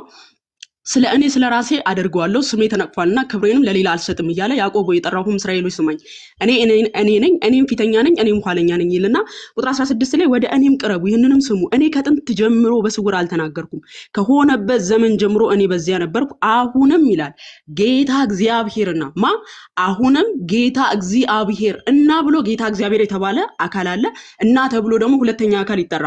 መንፈሱ ከዛስ ልኮኛል በማለት ሲናገር እንመለከታለን። ሁለት አካል ላኪ እንደሆኑና ልኮኛል ብሎ የሚናገር ደግሞ አካል እንዳለ ሶስተኛው አካል እንመለከታለን ማለት ነው። ይሄ ማን ነው የሚናገረው? ይሄው ቁጥር 12 ላይ እኔ ፊተኛ ነኝ እኔ ኋለኛ ነኝ እያለ የሚናገረው አካል ነው፣ ወልድ ነው ማለት ነው። እንግዲህ በቁርአን ላይ ስንመለከት አላህ አንድ ነው የሚልን አስተምሮ ሲናገሩ እንመለከታለን። ተውሂድ ሩቡቢያ የሚለውን በራሱ እንዴት ነው አላህን ነጥሎ አንድ ነጠላ ማንነት ያለው በምንነቱም በማንነቱም አንድ ነው የሚለውን አስተምሮ እስቲ ከቁርአን ራሱ እንመልከተው። አላህ እውነት አንድ ነጠላ ማንነት ያለው ነው የሚለውን ስንመለከት በሱረቱል አዕራፍ ምዕራፍ 7 ቁጥር 179 ላይ እንዲህ ይላል፣ ከጋኔንም ከሰዎችም ብዙዎችን ለገሃነም በእርግጥ ፈጠርን ይላል። በደንብ አስተውሉ። ከጋኔንም ከሰዎችም ብዙዎችን ለምን ፈጠርን? ለገሃነም ፈጠርኩ አይደለም የሚለው። ቅድም ስትናገር የሆነ ቃል ተናግራ ነበር። እኔ የሚል ካለ አንድ ነጠላ ማንነት ያለው ነው ብላለች። ትክክል። እኔ የሚል ካለ ብለሻል። ግን ወደ ስላሴ ስትመጪ እሱ ከምን አንጻር እንደሆነ አስረዳሻለሁ። እኔ የሚል ካለ አንድ ነጠላ ማንነት ያለው አካል ነው ስላለች እኛ የሚል እስከሆነ ከተባለ ብዝሃነት ያለው አካል ነው ማለት ነው። አላህን ስንመለከት ደግሞ ፈጠርኩ ሳይሆን እያለ ያለው ፈጠርን በማለት ከሱ ጋር ሌላ አካል እንዳለና ብዝሃነትን የሚያመለክት ቃላትን ሲናገር እንመለከታለን። እንዲሁም በሱረቱል ሐጂር ምዕራፍ 15 ቁጥር 9 ላይ እኛ ቁርአንን እኛው አወረን ነው። እኛው ብሎ የሚናገረው ማን ነው? አንድ ነጠላ ማንነት ያለው ነው። እኛ የሚለው ኃይለ ቃል ብዝሃነት ካለ ነው የምንጠቀመው ቃል እንጂ አንድ ነጠላ የሆነ አካል ሊጠቀመው አይችልም። እኛው ቁርአንን አወረድ ነው፣ እኛም ለእርሱ ጠባቂዎቹ ነን አለ። ጠባቂው ነኝ ሳይሆን ጠባቂዎቹ ነን። ምናልባት ይህንን ሙግት ስናነሳ ምን አይነት መልስ ሊመልሱ ይችላሉ? አይ በአረብኛ ስነ አግባብ እኮ ምንድነው ራስን ለማላቅ አንድ ንጉስ ራሱን እንደሚያከብረው ለማክበር ነው፣ አላህ ትልቅነቱን ለማሳየት ነው የሚል አይነት ሐሳብ ሲያነሱ ተሰማቸዋላችሁ። እንግዲህ ሙሐመድ አረብኛ ቋንቋን ይዞ አልመጣም። ከሙሐመድ በፊትም አረብኛ ቋንቋ አለ። ከሙሐመድ በፊት አረብኛ ቋንቋ ተናጋሪ የሆኑ ሰዎች እኛ የሚለውን ኃይለ ቃል ለክብርና ለታላቅነት ነው የሚጠቀሙት የሚል አንድ የታሪክ ምሁርም ታሳይኛለች ማለት ነው። በአረብኛ ቋንቋ ከሙሐመድ በፊት የነበሩ የአረብ ተናጋሪ ሰዎች እኛ የሚለውን ቃል ከክብር አንጻር ነው የሚጠሩት ብለሽ እንትን ካልሽ ማለት ነው ከሙሐመድ በፊት ያሉ የአረብኛ ተናጋሪዎችን ማስረጃ ልታመጪልኝ ይገባል ማለት ነው። እንዲሁም በቁርአን ላይ ስትመለከቱ በሱረቱል ማኢዳ ቁጥር 48 ላይ እንግዲህ ወደ አንተ መጽሐፉን ከበፊቱ ያለውን መጽሐፍ አረጋጋጭ በእርሱም ላይ ተጠባባቂ ሲሆን በእውነት አወረድን ይላል። አወረድኩ ሳይሆን አወረድን በማለት የሚናገረው ምንድነው? እንግዲህ አንድ ነጠላ ማንነት ከሆነ አወረድኩ ብሎ ነበር ሊጠቀመው የሚችለው። ግን አላህ አንድ ነጠላ የሆነ ማንነት እንዳልሆነ የሚያመለክቱ እኛ እያለ ፈጠርን እያለ ሲናገር ከሱ ጋር ሌላ አካል ያለ እንደሆነ በጣም ግልጽ የሆነ ነገር ነው ማለት ነው። እንግዲህ አሁን እንደተመለከትነው ተውሂድ ኡሉሂያ የሚለው አንድ አላህን በነጠላ አንድ ማድረግ ነው። አንድ ነጠላ ማንነት በምንነቱም በማንነቱም አንድ ነጠላ ማንነት እንዳለው ማመን ነው የሚል የተውሂድ አስተምሮ ነው ያላቸው። ኦኬ አላህ በምንነቱም በማንነቱም አንድ ከሆነ ዘላለማዊ ነው እያላችሁ ያመናችሁ ነው ማለት ነው። ቁርአን ፍጡር ነው ፈጣሪ የሚለውን ነገር ሲጠየቁ አይ ወረቀቱ ፍጡር ነው ቃሉ ግን ዘላለማዊ ነው የሚል መልስ እንሰማለን ከወገኖቻችን ማለት ነው። ኦኬ ቃሉ ዘላለማዊ ከሆነ ይሄ ዘላለማዊ ቃል ካዲያ በሱናን ኢብኑ ማጃ 3781 ላይ ይሄ ዘላለማዊ የሆነው ቃል በምን መልክ ይመጣል ይላል? በገረጣ ሰው ይመጣል። ኦኬ የገረጣ ሰው መልክ ይዞ ሲመጣ ዘላለማዊነቱን ሽሮ ወይም ቀይሮ አይደለም የሚመጣው። ስለዚህ በአካል ይመጣል እየተባለ ነው። ሶ በአካል ሲመጣ ዘላለማዊ ሆኖ ነው የሚመጣው ማለት ነው። ሶ ከአላህ ሌላ አካል ሆኖ ዘላለማዊ ሆኖ የሚመጣ አካል አለ ማለት ነው። ምክንያቱም ይሄው ቡሬዳ የዘገበው ሐዲስ ነው። ቁርአን እንደገረጣ ሰው ይመጣል ብሎናል። ስለዚህ እንደገረጣ ሰው ሆኖ ሲመጣ ምን ሆኖ ነው የሚመጣው? ህያውነቱን ወይም ደግሞ ዘላለማዊነቱን ሽሮ ወይም ቀይሮ ነው አይደለም። ያው ዘላለማዊነቱ ሆኖ ከሆነ ከአላህ ሌላ ነጠላ ማንነት ያለው ደግሞ ዘላለማዊ የሆነ አካል አለ እያላችሁ ነው ማለት ነው። ሌላው ሲቀጥል አላህን አንድ ነው ስትሉ ምኑን ቆጥራችሁ ሙስሊም ወገኖቻችን? አላህ አንድ ነው ሲባል ምኑ ተቆጥሮ ነው? እጁ ነው እግሩ ነው ምኑ ነው የተቆጠረው? ለምሳሌ በሱረቱ ሷድ ምዕራፍ 35 ቁጥር 75 ላይ አላህ ኢብሊስ ሆይ በሁለት እጆቼ ለፈጠርኩት ከመስገድ ምን ከለከለ ይላል። ሁለት እጆች እንዳሉት ይናገራል። ሱናን ኢብኑ ማጃ ሱናን አናሳይ 5379 ላይ መሐመድ የአላህ ሁለቱ ቀኝ እጁ ሁለት ነው ብሎ ተናግሯል። ሶ ሁለት ቀኝ እጅ ካለው እጁ አይቆጠርም ወይ ማለት አካሉን ቆጥራችሁ ነው አንድ ነው እያላችሁ ያላችሁት? ሲቀጥል በምንነቱም በማንነቱም አንድ ነው ሲባል ምንነት ይቆጠራል ማለት መለኮት ተቆጥሮ ነው ወይ አንድ ነው እያላችሁት ያላችሁት ወገኖቻችን? እኛ እግዚአብሔር አንድ ነው ስንል ተቆጣሪ ምንነት ኖሮ ሳይሆን ከሱ ሌላ አምላክ የለም እያልን እንደሆነ ግልጽ ነው። መለኮት ምንነት ስለማይቆጠር ማለት ነው። ሌላው እግር አለው፣ እጅ አለው፣ የተለያዩ አካላቶች አሉት። ሱረቱል ቀለም ምዕራፍ 6842 ላይ ባት የሚገለጥበትም ከሃዲዎችም ወደ መስገድ የሚጠሩበትና የማይችሉበትን ቀን አስታውስ ይላል። እንግዲህ ባት የተባለው የማን ነው ስንል ሰሒህ ቡኻሪ 7439 ላይ 7439 ላይ ማለት ነው የቂያማ ቀን ህዝቡን ይሰበስባል አላህ የሙስሊም የሆኑ አማኞች ለነሱ ሲገለጥላቸው ምኑን ይገልጣል ነው ያለን? ሺኑን ይገልጣል በማለት ነው የነገረን። ስለዚህ አላህ እግር አለው፣ በሁለት ቀኝ እጁ ጋር ሁለት እጅ አለው። ሶ እነዚህ አካላቶቹን ቆጥራችሁ ነው አልቆጠራችሁትም? ምኑን ቆጥራችሁ ነው? ሲቀጥልስ አላህ አንድ ነው ልትሉ የቻላችሁት ወገኖቻችን ማለት ነው። እንዲሁም ቅድም ስትጠቅሳችሁ ነበረ ሱረቱል ኢኽላስን በራሱ ጠቅሷል። ቁጥር 1 ላይ በል እርሱ አላህ አንድ ነው የሚለው አህዱ የሚለውን የአረብኛ ቃል ተጠቅመው ስትጠቅሰው በጣም ገርሞኝ ነበረና እስቲ በቁርአን ላይ ዋህድ የሚለው በመጀመሪያ አህድና ዋህድን በራሱ እንመልከት እስቲ። ዋህድ የሚለው የአረብኛ ቃል በቁርአን መሰረት ማለት ነው አንድ ነጠላ ማንነትን ለማሳየት የገባ ነው ወይስ ብዙ ነገሮችን በደንብ አስተውይ ሙግቴን ቆንጂት። ዋህድ የሚለው አረብኛ ቋንቋ አንድ ነጠላ ማንነትን ብቻ ለማሳየት አይደለም በቁርአን የገባው፣ ምንንም ለማሳየት ገብቷል። ብዙ ነገሮችንም በአንድ ለመጥቀስም ገብቷል። ለምሳሌ በሱረቱል ኒሳ የሴቶች ምዕራፍ ቁጥር 102 ላይ እንዲህ ይላል፣ በውስጣቸውም በሆንክና ሶላትን ለነርሱ ባስገደድካቸው ጊዜ ከነሱ አንዲት ጭፍራ ከአንተ ጋር ትቁም፣ መሳሪያዎቻቸው የያዙ በግንባራቸውን በተደፉ ጊዜ ከስተኋላቸው ይሁኑ፣ እነዚህ ይሂዱና ያልሰገዱ ሌሎች ጭፍሮች ይምጡ፣ ከእናንተም ጋር ይስገዱ፣ ጥንቃቄዎቻቸውን እና መሳሪያዎቻቸውንም የያዙ፣ እነዚህ የካዱ ከመሳሪያዎቻቸው ከጉዞቻቸው ብትዘነጉ በእናንተ ላይ አንዲትን መዘንበልን። እንግዲህ መይለተን ዋሂዳ የሚለው ማለት ነው። ምናልባት አረብኛው ከተሳሳቱ ታርምኛለሽ ቆንጂት። መይለተን ዋሂዳ ተብሎ የተጠቀሰው እንግዲህ ሐሳቡ ምንድነው? እነዚህ ጭፍራ ከተግባራቸው አንፃር አንድ ተብሏል። ምክንያቱ ሲባል ነብዩ መጠበቅ ስለነበረ አንድነትን ያገኙት ሶ በስራቸው አንድ ተብሏል እንጂ አንድ ነጠላ ማንነት ስላላቸው አይደለም አንድ የተባሉት። ላሳይሽ የፈለኩት ፖይንት ምንድነው? ዋህድ የሚለው የአረብኛ ቃል አንድ ነጠላ ማንነትን ብቻ ለማሳየት ሳይሆን ቁርአን ላይ የገባው አላህ አንድ ነው የሚል አብዛኛው ጊዜ መፈክራችሁ ስለሆነ አንድ ነጠላ ማንነትን ብቻ ለማሳየት ሳይሆን የገባው ብዙ ነገሮችን ብዙ አካላቶችን በአንድ ለመጠቅለልም የገባ የአረብኛ ቃል ነው ማለት ነው። እንዲሁም በሱረቱል በቀራ ኢላሚቷ ምዕራፍ ማለት ነው ቁጥር 213ኛው አያ ላይ እንዲህ ይላል ሰዎች ሁሉ አንድ ህዝብ ነበሩ ተለያዩ አላህም ነቢያትን አብሳሪዎችና አስፈራሪዎች አድርጎ ላከ ይላል። አሁን እዚህ ጋር ሐሳቡ ምንድነው? ሰዎች ሁሉ አንድ ህዝብ ነበሩ ሲል አንድነታቸውን ለመግለጽ የተጠቀመው ቃል ዋሂደተን የሚለው ነው። ሶ እነሱን አንድ አድርጎ ለመግለጽ ነው ዋሂደተን የሚለውን የአረብኛ ቃል የተጠቀመው እንጂ እነሱ አንድ ነጠላ ማንነት ስላላቸው አይደለም። ብዙ ነገሮችን በአንድነት ለመጥቀስ ምንን ተጠቅሟል? ዋሂደ የሚለው የአረብኛ ቃል ሲጠቀም እንመለከታለን ማለት ነው። ኡመተን ዋሂደተን የሚለውን ማለት ነው። ሶ ይሄ ዋሂድ የሚለው የአረብኛ ቃል አንድ ነጠላ ማንነትን ብቻ ለማሳየት የገባ አይደለም ማለት ነው። እንዲሁም በሱረቱል በቀራ አሃድ የሚለውን የአረብኛ ቃልም አብዛኛው ጊዜ ሲጠቅሱት እንመለከታለን። አሃድ የሚለው አንድ ነጠላ ማንነትን ለማሳየት ነው ብለው ሲጠቅሱት እህታችንም ቅድም ስትጠቅሰው የነበረው ይሄንን ነበር። ወይ ሱረቱል ኢክላስ ላይ ያለው ማለት ነው። አይደለም ዋሂድ አሃድ የሚለው የአረብኛ ቃል ብቸኛ ነጠላ የሆነ ነገር ለማሳየት ሳይሆን ከብዙ ጀማዓ ካሉ ከነዛ ጀማዓዎች ውስጥ ነጥሎ አንዱ ነው ለማለት የምንጠቀመው የአረብኛ ቃል ነው፣ እንደ ቁርአኑ አገባብ ማለት ነው። ለምሳሌ በሱረቱል በቀራ 285ኛው አያ ላይ እንዲህ ይላል መልእክተኛም ከጌታ ወደ እርሱ በተወረደው አመነ ምእመናኖቹም እንደዚሁ ሁሉም በአላህ በመላእክቱም በመጽሐፍቱም በመልእክተኞቹ ብሎ ደግሞ በአንድ መካከል አንለይም ይላል። አሁን እዚህ ጋር ሐሳቡ ምንድነው? በአንድ መካከል አንለይም ሲል ያ ማለት ምንድነው? ከተወረዱት ወይም ደግሞ ከተወረዱት መጽሐፍና ከተላኩት ነቢያት ውስጥ አንዱንም አንለይም እያለ ነው። አንዱንም የሚለውን ቃል ምን ብሎ ነው የተጠቀመው ከተባለ በይነ አህዲን የሚለውን የአረብኛ ቃል የተጠቀመው እንጂ አንድ ነጠላ ማንነትን ለማሳየት የገባ ቃል አይደለም።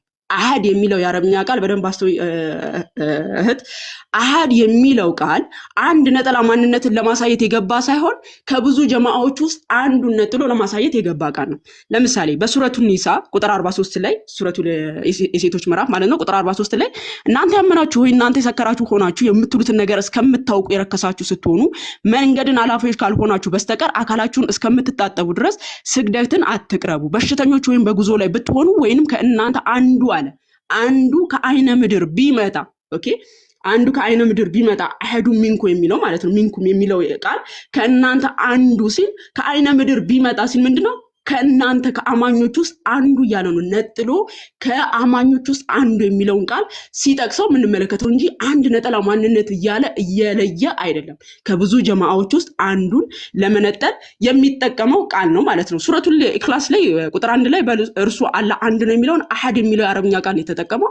አሃድ የሚለው ከምን አንፃር ይገባ ነው ብዬሻለሁ። አሁን ከብዙ ነገሮች አንዱን ነጥሎ ለማሳየት የምንጠቀምበት። ለምሳሌ ገስት ላይ ብዙ ሰዎች ልንቀመጥ እንችላለን። ማማይን ነጥለሽ ከነዛ ከጀማዓዎች ውስጥ ማማይን ለይተሽ ለመጠቀም ስትሞክሪ እኔን በዛ ቃል ትጠቀምኛለሽ። አሃዱ የሚለውን ከብዙ ጀማዓዎች ውስጥ ለይተሽ ለማሳየት ማለት ነው። ስለዚህ አላህ አንድ ነው፣ አላህ አሃዱ ምናምን የሚሉ የአረብኛ ቃሎች አንድ ነጠላ ማንነቱን ለማሳየት የገቡ ሳይሆኑ ምንድናቸው? እንትን ለማለት ብቸኛ ነጠላ የሆነ ማንነቱን ለማሳየት ሳይሆን የገባው ለምንድነው? ከብዙ ነገሮች አንዱን ነጥሎ ለማሳየት። ዋሂድ የሚለውም ቅድም እንዳልኩሽ የገባበት በቁርአኑ ላይ የገባው እንትን ብዙ ነገሮችን በአንድ ለመግለጽ እንጂ አንድ ነጠላ ማንነትን ብቻ ለማሳየት ይገባ አይደለም ማለት ነው። ስለዚህ አብዛኛው ጊዜ በቁርአን ላይ አላህ አንድ ነው የሚሉትን የቁርአናዮች ስንመለከታቸው አሃዱ የሚለውን ቃል ነው ሲጠቀም እንመለከተው። በዛ መሰረት ደግሞ አላህ ከብዙ ነገሮች እየተለየ አንዱ እየተባለ ነው። በሱ ዘንድ ሌሎች አካሎች እንዳሉና ከዛ ደግሞ ከነሱ ውስጥ ተለይቶ እየተነገረለት እንደሆነ ግልጽ ነው። ስላሴ በመጽሐፍ ቅዱስ እንግዲህ በጣም ፍንትው ባለ ቅድም ስታመጣቸው የነበረችው ሲጀመር ክርስቲያኑ ምን ይሁኑ እንኳን የማይታወቁ ስላሴ ዶክትሪን መጽሐፍ ቅዱስ ላይ ሐሳቡ የለም የሚባል ነገር የለም። ይሄ በአባቶቻችን እሙን የሆነ ትምህርት ነው። በመጽሐፍ ቅዱስን ግልጽ የሆነ ትምህርት ነው። እንግዲህ አምላካችን እግዚአብሔር ኦሪት ዘፍጥረት ምዕራፍ 1 ቁጥር 26 ላይም ሲናገር እግዚአብሔር ማለት ሰውን በመልካችን እንደ ምሳሌያችን እንፍጠር፣ የባህር ዓሣዎችን፣ የሰማይ ወፎችን፣ እንስሳትን፣ ምድርን ሁሉ በምድር ላይ የሚንቀሳቀሱት ሁሉ ይግዙ ይላል። እንግዲህ እግዚአብሔር አምላክ እንፍጠር በማለት የሚናገረው ማን ነው? ይሄ መጽሐፈ ቀሌምንጦስ ምዕራፍ 1 ቁጥር 33 ላይም እግዚአብሔር አብና ወልድን እንፍጠር አላቸው ብሎ ያስቀምጠዋል ማለት ነው። ስለዚህ አብና ወልድ አብረው ስላሉ ነው እንፍጠር የሚለው የሚለውን ቃል የሚጠቀመው ማለት ነው። እንዲሁም ኦሪት ዘፍጥረት ምዕራፍ 11 ቁጥር 7 ላይ ኑ እንውረድ አንዱ የአንዱን ነገር እንዳይሰማ ቋንቋቸውን በዚያ እንደባልቀው ይላል። ኑ እንውረድ ተብለው የተጠሩ አካሎች አሉ። ኑ የሚለው አካል ደግሞ ሌላ አካል አለ። ብዝሃነትን ነው ነቢያት ሁሉ የሰበኩን ማለት ነው። እንዲሁም ኦሪት ዘፍጥረት ምዕራፍ 3 ቁጥር 22 ላይ እግዚአብሔር አምላክም ማለት ነው አዳም መልካሙና ክፉን ለማወቅ ከእኛ እንደ አንዱ ሆነ ይላል። ከእኛ ብሎ ከእኔ ሳይሆን ከእኛ በማለት ብዝሃነቱን ሲያሳየን ነው የምንመለከተው እግዚአብሔር አምላክ። በግልጽ ግን ስላሴ በልጁ በኩል የተገለጠልን ነው ማለትም ነቢያትም አስተምሮታል። በግልጽ ግን ዮሐንስ ወንጌል 1:18 ላይ እንደተነገረው እግዚአብሔር ማንስ እንኳን ያየው የለም በአባቱ እቅፍ ያለው እርሱ አንድ ልጁ መጥቶ ተረከው እንደተባለው በልጁ ነው በግልጽ የተተረከልን ማለት ነው። በነቢያትም አስተምሮ ግልጽ የሆነ ነው። ቅድም እንዳልኩት ኦሪት ዘፍጥረት ምዕራፍ 19 ቁጥር 24 ላይ እግዚአብሔርን በሰዶምና በገሞራ ላይ ከእግዚአብሔር ዘንድ ምን አለ?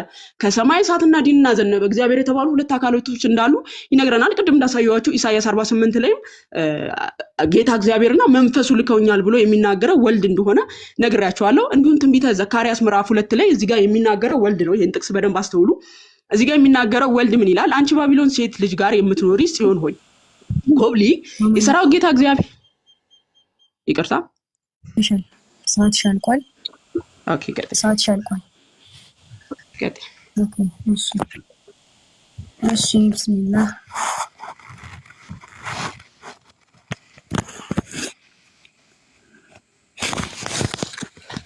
እሺ ቢስሚላሂ ረህማን ረሂም።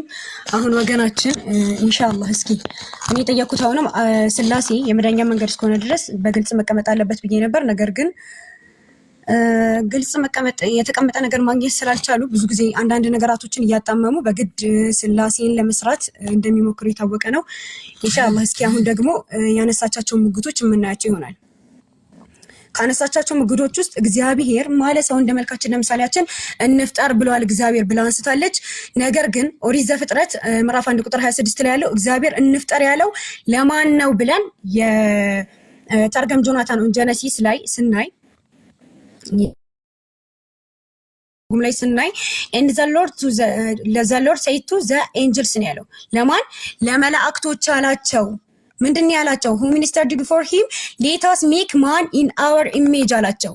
ሰውን እንደ መልካችን እንደ ምሳሌያችን እንፍጠር ያላቸው ለማን ነው ብለዋል? ለመላእክቶች ነው። የመጽሐፈ ኩፋሌን ማየት እንችላለን። እግዚአብሔር ለኛ እንዲህ አለን፣ እንደርሱ ያለ ረዳትን እንፍጠርለታለን እንጂ አዳም ብቻውን ይኖር ዘንድ አግባብ አይደለም አለ ፈጣሪያችን እያሉ የሚናገሩት ማን ናቸው? መላእክቶች ናቸው። ሰውን እንደ ምሳሌያችን እንፍጠርለት ረዳት እንፍጠርለት እያለ ሲናገር የነበረው ማን ነው ማለት ነው? ለመላእክቶች ናቸው ማለት ነው እዚህ ጋር የተጠቀሰው። ሌላ ደግሞ ምን የሚል ሐሳብ አንስታለች? መጽሐፈ ቀለሜንጦስ ላይ እንፍጠር ያለው አብ ወልድና መንፈስ ቅዱስ ነው ተብሎ ተነግሯል ብላለች።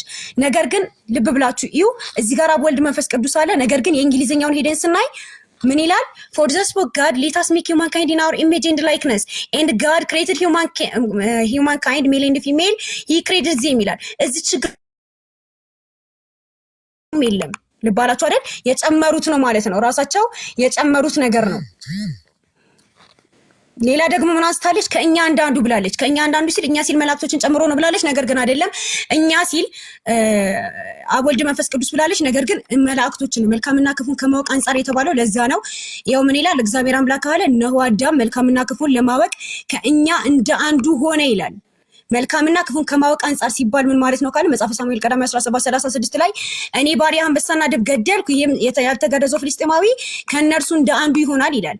ምን ማለት ነው? ከነርሱ እንደ አንዱ ሲል ድብ ይሆናል አንበሳ ይሆናል ሳይሆን እንደነሱ ይሆናል ሲባል ከመገደል አንጻር ነው። መልካምና ክፉን ከማወቅ አንጻር ነው የተባሉት። ይሄንን ለማወቅ ዘፍጥረት 3:5 ላይ ስንሄድ ምን ይላል? መልካምና ክፉን የምታውቁ እንድትሆኑ እግዚአብሔር ስለሚያውቅ እንጂ ይላል። እዚህ ጋር እግዚአብሔር ብለው ያስቀመጡትን ቃል ግሪኩ ላይ ስናይ አማልክት ነው የተቀመጠው። አማልክት ማለት ደግሞ ማናቸው ብላይ ስናይ ጀነሲስ 3:5 ኪንግ ጄምስ ስሞል ሌተር ነው ያስቀመጣቸው። ለእግዚአብሔር ቢሆን በካፒታል ሌተር ነበር የሚያስቀምጠው። ይሄው ሌላ ማየት እንችላለን። የአሜሪካን ባይብል ካቶሊክ ፐብሊክ ዶሜን ቨርዥን ማየት እንችላለን። እንዲሁም ደግሞ ግሪኩን ማየት እንችላለን። ቴኦኢ ብሎ ነው ያስቀመጠው። ቴኦኢ ማለት ኤሎሂም ማለት ነው። ማናቸው? ዚ ኤንጀልስ መላእክቶች ናቸው። መዝሙረ ዳዊት ላይ ይሄው ምን ተብለዋል? ኤሎሂም ተብለዋል ማለት ነው። ኤሎሂም እየተባለ ይጠቀሳል። ከመላእክት እጅግ ጥቂት አሳነስከው ለሚለው ነው የገባው። ኤሎሂም እየተባለ ነው የገባው ማለት ነው። ሌላ ደግሞ ስላሴን ያሳይልኛል ካለችው አንዱ ኑ እንውረድ ነው። ኑ እንውረድ ያለው ለማን ነው ካለን ይሄው መጽሐፈ ኩፋሌ ራሱ መጽሐፍ ላይ አምላካችን እግዚአብሔር እኛን እንዲህ አለን፣ እነሆ አንድ ቋንቋ የሆነ ሕዝብ ግንብ ይሰራ ጀመር። አሁንም እነርሱ ፈጽመን እናጥፋ ኑ እንውረድ አለ ማን አምላካችን እያሉ የሚናገሩት መላእክቶች ናቸው። ተርገም ጆናታን ኦን ጀነሲስ ላይ ምን ተቀምጧል? ኢን ዘ ሎርድ ሴድ ዘ 70 አንጀልስ ነው ያለው። ለሰባ መላእክቶች አላቸው which stand before him come we will descend and we will their coming their language ቋንቋቸው ኑ እንውረድ ያላቸው ማለት ነው መላእክቶችን ነው ማለት ነው። ስለዚህ እስካሁን ያነሳቸው ሐሳብ ጭራሽ የማያስኬድ ነው ማለት ነው።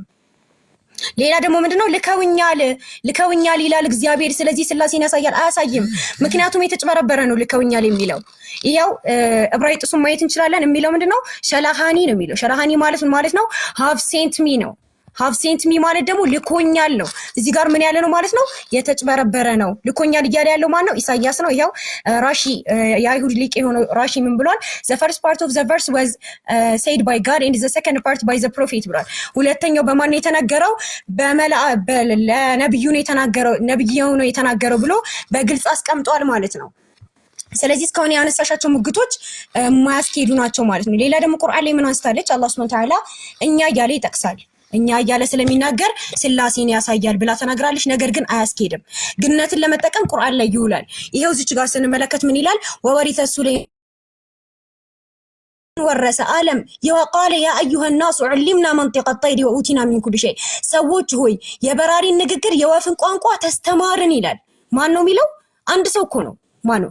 ነብዩላህ ሱለይማን አንድ ሰው ነው። ነገር ግን ምን ይላል? ተስተማርን ይላል። ከነገሩ ሁሉ ተሰጠን እያለ ያወራል። የእርሱ በእርግጥ ግልጽ የሆነ ችሮታ ነው ይላል። ስለዚህ አላህ Subhanahu Wa Ta'ala ቁርአን ላይ እንደዚህ የሚናገረው ግነትን ለማሳየት ነው። አብ ወልድ መንፈስ ቅዱስ ነው የምትይኝ ከሆነ ደግሞ አላህ Subhanahu Wa Ta'ala ምን ይላል? እኛ ኢየሱስን ፈጠር ነው ይላል። እኛ ምን አልነው? ኢየሱስን ፈጠር ነው።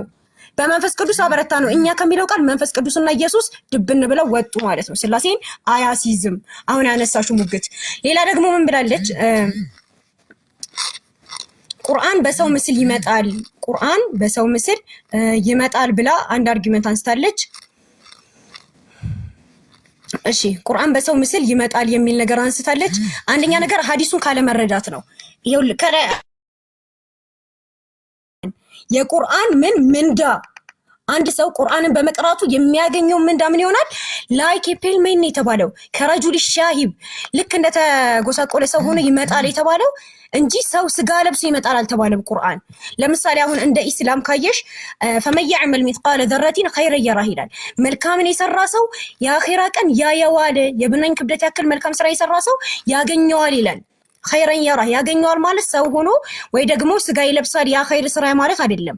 እንደ ኢስላም ቀብር ውስጥ ራሱ አንድ ሰው የሰገደው ሰላት በሰው ምስል ይመጣል ይባላል። ይሄ ማለት ምን ማለት ነው? እንደ ሰው ነው እንጂ የምር ስጋ ይለብሳል ማለት አይደለም የመጣው ማለት ነው። ሌላ ደግሞ ምን ብላለች? አላህ Subhanahu Wa Ta'ala እጅ አለው እግር አለው ምናምን አይነት ነገራቶችን ስታነሳ ነበረ። እጅ አለው አላህ Subhanahu Wa Ta'ala ሁለት ቀኝ እጆች አሉት። አዎ አላህ Subhanahu Wa Ta'ala ሁለት ቀኝ እጆች ወክል ማለት አይደለም። አላህ Subhanahu Wa Ta'ala ግራ የሚባል ድክመት ያለበት እጅ የለውም ነው። ግራ ተብሎ ሊጠራ የሚችል ድክመት ሊሰጠው አይችልም ነው። ኢንሻአላህ የቀሩትን በኋላ የምናነሳቸው ይሆናል። አርሻለሁ። እሺ ኦኬ የመጀመሪያው ኦሪት ዘፍጥረት ምዕራፍ 11 ቁጥር 7 ላይ ኑ እንውረድ ብሎ የተናገረው መላእክት ነው ላለችው ኩፋሌ ላይ ያገኘሽው 10 13 ላይ በመጀመሪያ ደረጃ ኩፋሌ ከዘፍጥረት የተከፈለ እንደሆነ ታውቂያለሽ ብዬ አስባለሁ። ያው አንብታ ትርጓሜያችንን መመልከት ትችያለሽ። ኩፋሌ የምን የተከፈለ ነው? ከኦሪት የተከፈለ ነው ብሎ የኦሪቱን እየደገመ የሚናገር ነው። ሲጀመር መጽሐፈ ኩፋሌ የሰሙት መጽሐፈ ቀለሜንጦስ ምዕራፍ 1 ቁጥር 33 ላይ እንዳልኩሽ መጽሐፈ ቀለሜንጦስ ላይ አብና ወልድ ነው። ነገር ግን መላእክት እንደሰሙ አንድምታ ትርጓሜው ላይ በነገራችን ላይ ማሳየት ይቻላል። መላእክት እንደሰሙ እንጂ እነሱ እንፍጠር የተባሉት ወይም ደግሞ ኑ እንሂድ የተባሉት እነሱ አይደሉም፣ እንደሰሙ የሚያሳይ ነው ማለት ነው። ሌላው እንግዲህ በብሉይ ኪዳን ስላሴ የሚባል የለም ብላለች። ተውሂድ ሲጀመር ቁርአናዊ እንዳልሆነ በግልጽ አይተናል። ምክንያቱም አላህ አንድ ነው የሚል ነጠላ ማንነቱን የሚያሳይ አንድም ጥቅስ አልተመለከትንም። ለምን ከተባለ ስለሌለ ኦኬ ስለሌለ አንድም ጥቅስ ልንመለከት አልቻልንም። ራሳቸው አላህን ወደ አንድነት ማምጣት አለብን ብለው ራሳቸው ከፋፍለው ያመጡት እንጂ አላህ በነጠላ ማንነቱ በምንነቱም በማንነቱም አንድ ነው የሚል ጥቅስ እንደውም የለም እንደምታዩት ማለት ነው። አሐድ የሚለው ከምን አንፃር የገባ ነው ብያችኋለሁ። ዋሐድ የሚለው ከምን አንፃር የገባ ነው ብያችኋለሁ። አንድ ነጠላ ማንነትን ለማሳየት የገባ አይደለም ለአላህም ሲሆን ማለት ነው። እንግዲህ አሁን ማሳያችሁ ምንድነው ከብሉይ ኪዳን ራሱ ሳንወጣ የመንፈስ ቅዱስን አምላክነት የወልድን አምላክነት የአብን አምላክነት ራሳቸው ያምናሉ። እሱን እናሳይና ደግሞ እነዚህ ሶስት አካላት ደግሞ ምንድናቸው የሚለውን እናሳያለን። እንግዲህ መንፈስ ቅዱስ አምላክ ነው እኔ ማለት የሚችል ማንነት ያለው አካል ነው። መጽሐፈ ኢዮብ ምዕራፍ 33 ቁጥር ድምጽ መጽሐፈ ኢዮብ ምዕራፍ 33 ቁጥር 4 ላይ የእግዚአብሔር መንፈስ ፈጠረኝ ሁሉን የሚችል የአምላክ እስትንፋስ ሕይወትን ሰጠኝ ይላል። እንግዲህ የእግዚአብሔር መንፈስ ምን አለኝ ፈጠረኝ ብሎ መፍጠር የሚችል አካላዊ ማንነት እንዳለው ከአብ የተለየ ደግሞ በአካል የሚለይ እንደሆነ የእግዚአብሔር ተብሎ መንፈስ ተብሏል። ኦኬ የእግዚአብሔር መንፈስ ምን አለኝ ፈጠረኝ። እንዲሁም ኦሪት ዘፍጥረት ምዕራፍ 1 ቁጥር 2 ላይ ምድር ባዶ ነበረች አንዳችም አልነበረባትም ጨለማ በጥልቁ ነበረ የእግዚአብሔር መንፈስ በውሃ ላይ ሰፍኖ ነበር። የማ መንፈስ የእግዚአብሔር መንፈስ ሌላ አካል ነው ማለት ነው። ማንነት ያለው ሌላ አካል ነው። መዝሙረ ዳዊት 103 ቁጥር 30 ላይ መንፈስን ትልካለህ ይፈጥራሉ። መንፈስ መፍጠር የሚችል አካል ነው። ማንነት ያለው አካል ነው። እንግዲህ ጋይስ እንግዲህ መንፈስን ትልካለህ መንፈሱ ነው የሚፈጥረው እየተባለ ነው። ስለዚህ ይሄ መንፈስ አካላዊ ማንነት ያለው እንደሆነ እኔ ማለት የሚችል ማንነት ያለው አካል እንደሆነ እንመለከታለን። እንዲሁም መዝሙረ ዳዊት 138 ከሃርድ ኮፒው ላይ መመልከት ትችላላችሁ። ቁጥር 7 ላይ ከመንፈስ ወዴት እሄዳለሁ ከፊትስ ወዴት እሸሻለሁ አለ። ከመንፈስ ይሄ መንፈስ አካላዊ ነው ማለት ነው። ሁሉን የሚያውቅ ነው። አንደኛ ቆሮንቶስ ምዕራፍ 2 ቁጥር 10 ላይ እንደተናገረው መንፈስ ሚውት አድርጊ አንዴ ላይቭ ሊዘጋ ነው። አንዴ ታብ ምናምን ያድርጉ። ላይቭ ሊዘጋ ባስ 3 ደቂቃ እያለኝ ነው። ለምን እንደሆነ አላውቅም። 3 አንዴ ደቂቃሽን አቁሚው ችግር የለውም ይቆማል። ደቂቃሽ አንዴ ብቻ ላይቭ ኢንድድ እያለኝ ነው። ለምን ያ መንፈስ ራሱ ምን ይላል ይመሰክራል ከመንፈሳችን ጋር ይመሰክራል በማለት ሲናገር እንመለከታለን። እንዲሁም ዮሐንስ ወንጌል ምዕራፍ 14 ላይ ጌታችን ኢየሱስ ሲናገርም በእናንተ መንፈስ ቅዱስ የሆነው አጽዳኝ እርሱ ሁሉን ያስተምራችኋል። ማስተማር የሚችል እኔ ማለት የሚችል ማንነት ያለው ነው አካል ነው። ኦኬ የእግዚአብሔር መንፈስ ሲባል አይ ባህሪው ሳይሆን እኔ ማለት የሚችል አካል እንደሆነ ከአብ የተለየ አካል እንደሆነ የሚያመለክት ነው ማለት ነው። ኦኬ እሺ ቀጥይ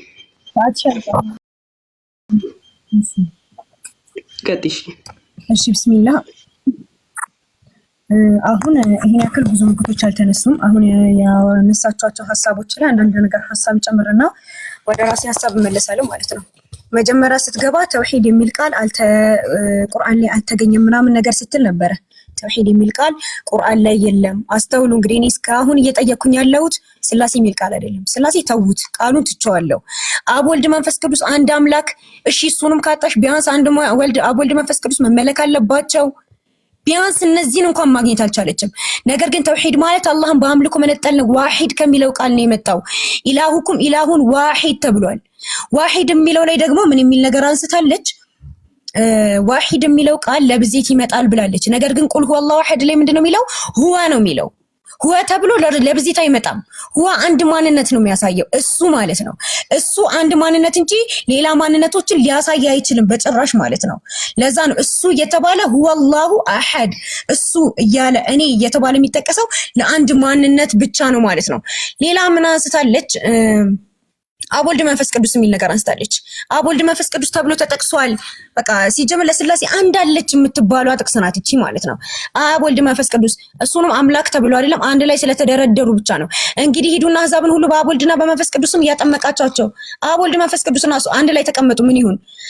አንደኛ ጢሞቴዎስ ምዕራፍ 5 ቁጥር 21 ላይ አንድን እንኳን ባድሎ ባትሳታደርግ እነዚህን የዓለምን ዘንብ እንድትጠብቅ በእግዚአብሔርና በጌታ በኢየሱስ ክርስቶስ በተመረጡትም መላእክት ፊት እመክርሃለሁ ይላል። ማን? እግዚአብሔር፣ ኢየሱስ ክርስቶስ፣ መላእክት። እንግዲህ መላእክትን ልናመልክ ነው፣ ስላሴ ልናደርጋቸው ነው አንድ ላይ በመቀመጥ ከሆነ። እንደዛም ሆኖ ግን ይሄ ጥቅሱ በራሱ የተጨመረ ነው። እንደዛም ሆኖ የማያስኬድ ሆኖ ራሱ የተጨመረ ነው። ኢንዛት ኬዝ ይላል ይሄው እዚች ጋር the doctrine of baptism የጥምቀት ዶክትሪን ላይ in that case the baptismal command in the form that is given ማቴዎስ 28:19 ያለው cannot be the historical origin of Christian baptism ትክክለኛ ኦሪጂናል የሆነ ሂስቶሪካል ኦሪጂኑ ላይ የክርስቲያን ጥምቀት ላይ የሌለ ነገር ነው ተብሎ ይሄው እዚች ጋር ማየት እንችላለን። ዘ ኢንሳይክሎፒዲያ ኦፍ ብሪታኒካ ማየት እንችላለን። የሌለ ነገር ነው ተብሎ ተቀምጧል ማለት ነው። ሌላ ያነሳቸው ሐሳብ ምንድነው? መንፈስ ፈጥሯል ምናምን ነገር ስትል ነበረ። መንፈስ እንደፈጠረ ምናምን። እሺ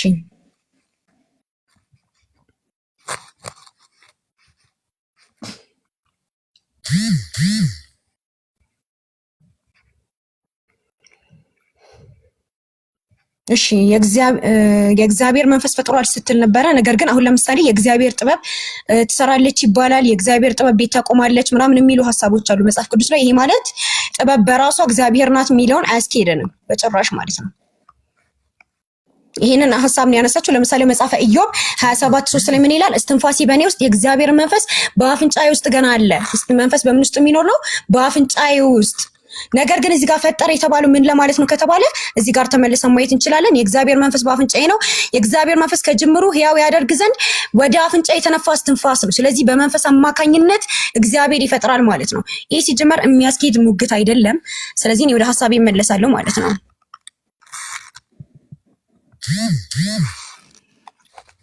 ወደ ሐሳቤ እመለስና የቸርች ፋዘሮች አሁን የዛሬው ውይይታችን ከአባቶችም ጭምር ነውና የቸርች ፋዘሮች ስላሴን በምን መንገድ ተረዱት የሚለው እናያለን። እንግዲህ እስካሁን ልናገኝ አልቻልንም። መጽሐፍ ቅዱስም ከነብያትም ከምንም ነገር ልናገኝ አልቻልንም። ስለዚህ አሁን ወደ ምን እንሄዳለን? ወደ ቸርች ፋዘሮች። ቅዱስ ዮስጢኖስ ጀስቲን ማርቲን ዲያሎግ ዊዝ ትራይፎ በሚባል መጽሐፉ ላይ ምን ብሏል? For God alone is ubiquitous and incorruptible and therefore is God, but all other things after him are created and corruptible ብሎ አስቀምጦታል። አንዱ አምላክ ብቻ ነው ያልተወለደውና የማይበሰብሰው፣ በዚህ ምክንያት እርሱ አምላክ ነው። ከዚያ ውጭ ያሉት ሁሉም የተፈጠሩና የሚበሰብሱ ናቸው። ስለዚህ ወልድ ምንድነው? የተፈጠረና የሚበሰብስ ነው ብሎ ማን አስቀምጧል ማለት ነው? ጀስቲን አስቀምጧል ማለት ነው። ሌላ ምን ብሏል? እኛ የተሰቀለውን ሰው ኢየሱስን ከዚያ ከማይሞተው ዘላለማዊ አምላክ ቀጥሎ ለእርሱ ሁለተኛ ደረጃ እንሰጠዋለን ብሏል። ስለዚህ አሁን እነ ማማዬ እንደሚያምኑት እኩል ደረጃ አላቸው ብሎ ጀስቲን አያምንም ማለት ነው። አርጌንዝ አሌክሳንድሪያ ኦሪጋን ብንመለከት ምን ብሎ አስቀምጧል? ኤንድ ኦልሶ ዊ ሜይ ኮል ሂም ኤ ሰከንድ ጋድ ብሎ አስቀምጧል። እኛ እሱን የምንጠራው ምን ብለን ነው ብሏል? ሁለተኛ አምላክ ብለን ነው የምንጠራው ብሏል። ዛሬ ክርስቲያኖች እንደሚያምኑት እኩል አድርጎ አይቆጥሩትም ማለት ነው። አሁንም ሌላ ማየት እንችላለን። ኦሪጋን ከተናገራቸው ንግግሮች ውስጥ we should not pray to anyone begotten, not given to the Christ himself, but only to the God in the Father of all, to whom even our Savior himself prayed, as we have explained, and to whom he taught us to pray. For when he here teach us to pray, he did not teach us to pray himself, but to the Father, saying God. ለተወለደ ለየትኛውም አካል መጸለይ መስገድ የለብንም፣ ለክርስቶስም ቢሆን not even to the Christ፣ ለክርስቶስም ቢሆን መስገድ መጸለይ የለብንም። ነገር ግን የምንጸልየው ሁሉን ለፈጠረው ለአብ ብቻ ነው። አስተውሉ፣ እዚህ ጋር ለአብ ብቻ ነው። ይሄ ኦሪጋን ነው እያለን ያለው። በጣም ጥንታዊ የሆነ የቸርች ቤተክርስቲያን ፋዘር ነው እያለን ያለው። ምን እያለን ነው? መስገድ የለብንም፣ የምንጸልየው ሁሉ ለፈጠረው ለአብ ብቻ ነው፣ ለእርሱ ነው። ኢየሱስ እንኳን ጸልዩ ብሎ ያለን ጸሎትን አስተማረን ተብሎ በተጠየቀ ጊዜ ወደ እርሱ መጸለይን አይደለም ያስተማረው ለአብ እንጂ ብሎ አስቀምጧል ማለት ነው። አሁንም ብዙ ያስቀመጣቸው ሀሳቦች አሉ። ከሰዓት አንጻር እንዝለላቸውና ተርቱሊያን ምን ብሎ አስቀምጧል? አሁንም ይሄም በጣም ጥንታዊ የሆነ ከ160 እስከ 215 ኤዲ የነበረ የቸርች ፋዘር ነው። እየታያችሁ ከሆነ ምን ብሎ አስቀምጧል? because God is in like manner a father and he is also a judge, but he has not always been father and judge merely on the ground of his having always been God, for he could not have been the father previous to the son nor judge previous to sin. There was however a time when neither sin existed with him nor son ብሎ አስቀምጧል። ምን ብሎ አስቀምጧል? እርሱ አብ ዘንድ ኃጢአትም ሆነ ወልድ ያልነበረበት ጊዜ ነበረ። ስለዚህ ወልድ ምን ያልነበረበት ጊዜ ነበረ? ወልድ ኤግዚስት ያላደረገበት ወይም ደግሞ ቅድመ ህልውና ያልነበረው ጊዜ ነበረ ብሎ አስቀምጧል። ማን ነው ይሄን ነገር እያለን ያለው? ተርቱሊያን ከ160 እስከ 215 ኤዲ የነበረ የቸርች ፋዘር ነው ማለት ነው። ሌላም ብናይ ኢራኒያስን ብናይ ከ130 እስከ 202 ኤዲ የነበረ የቸርች ፋዘር ነው። ምን ብሎ አስቀምጧል? the father says he is a greater than I, the father therefore has been declared by the our Lord excel with respect to knowledge ብሎ አስቀምጧል ማለት ነው። አብ ይበልጣል ሲል እርሱ እየተገለጸ ያለው አብ በክብርና በእውቀት እንደሚበልጠው ነው እያለ መበላለጥ አላቸው እያለ ነው። ስለዚህ እንኳን ስለ መጽሐፍ ቅዱስ ቸርች ፋዘሮችም እናንተ እንደምታምኑት አያምኑም፣ ጥንታዊ ቸርች ፋዘሮች። እሺ መቀጠል እንችላለን።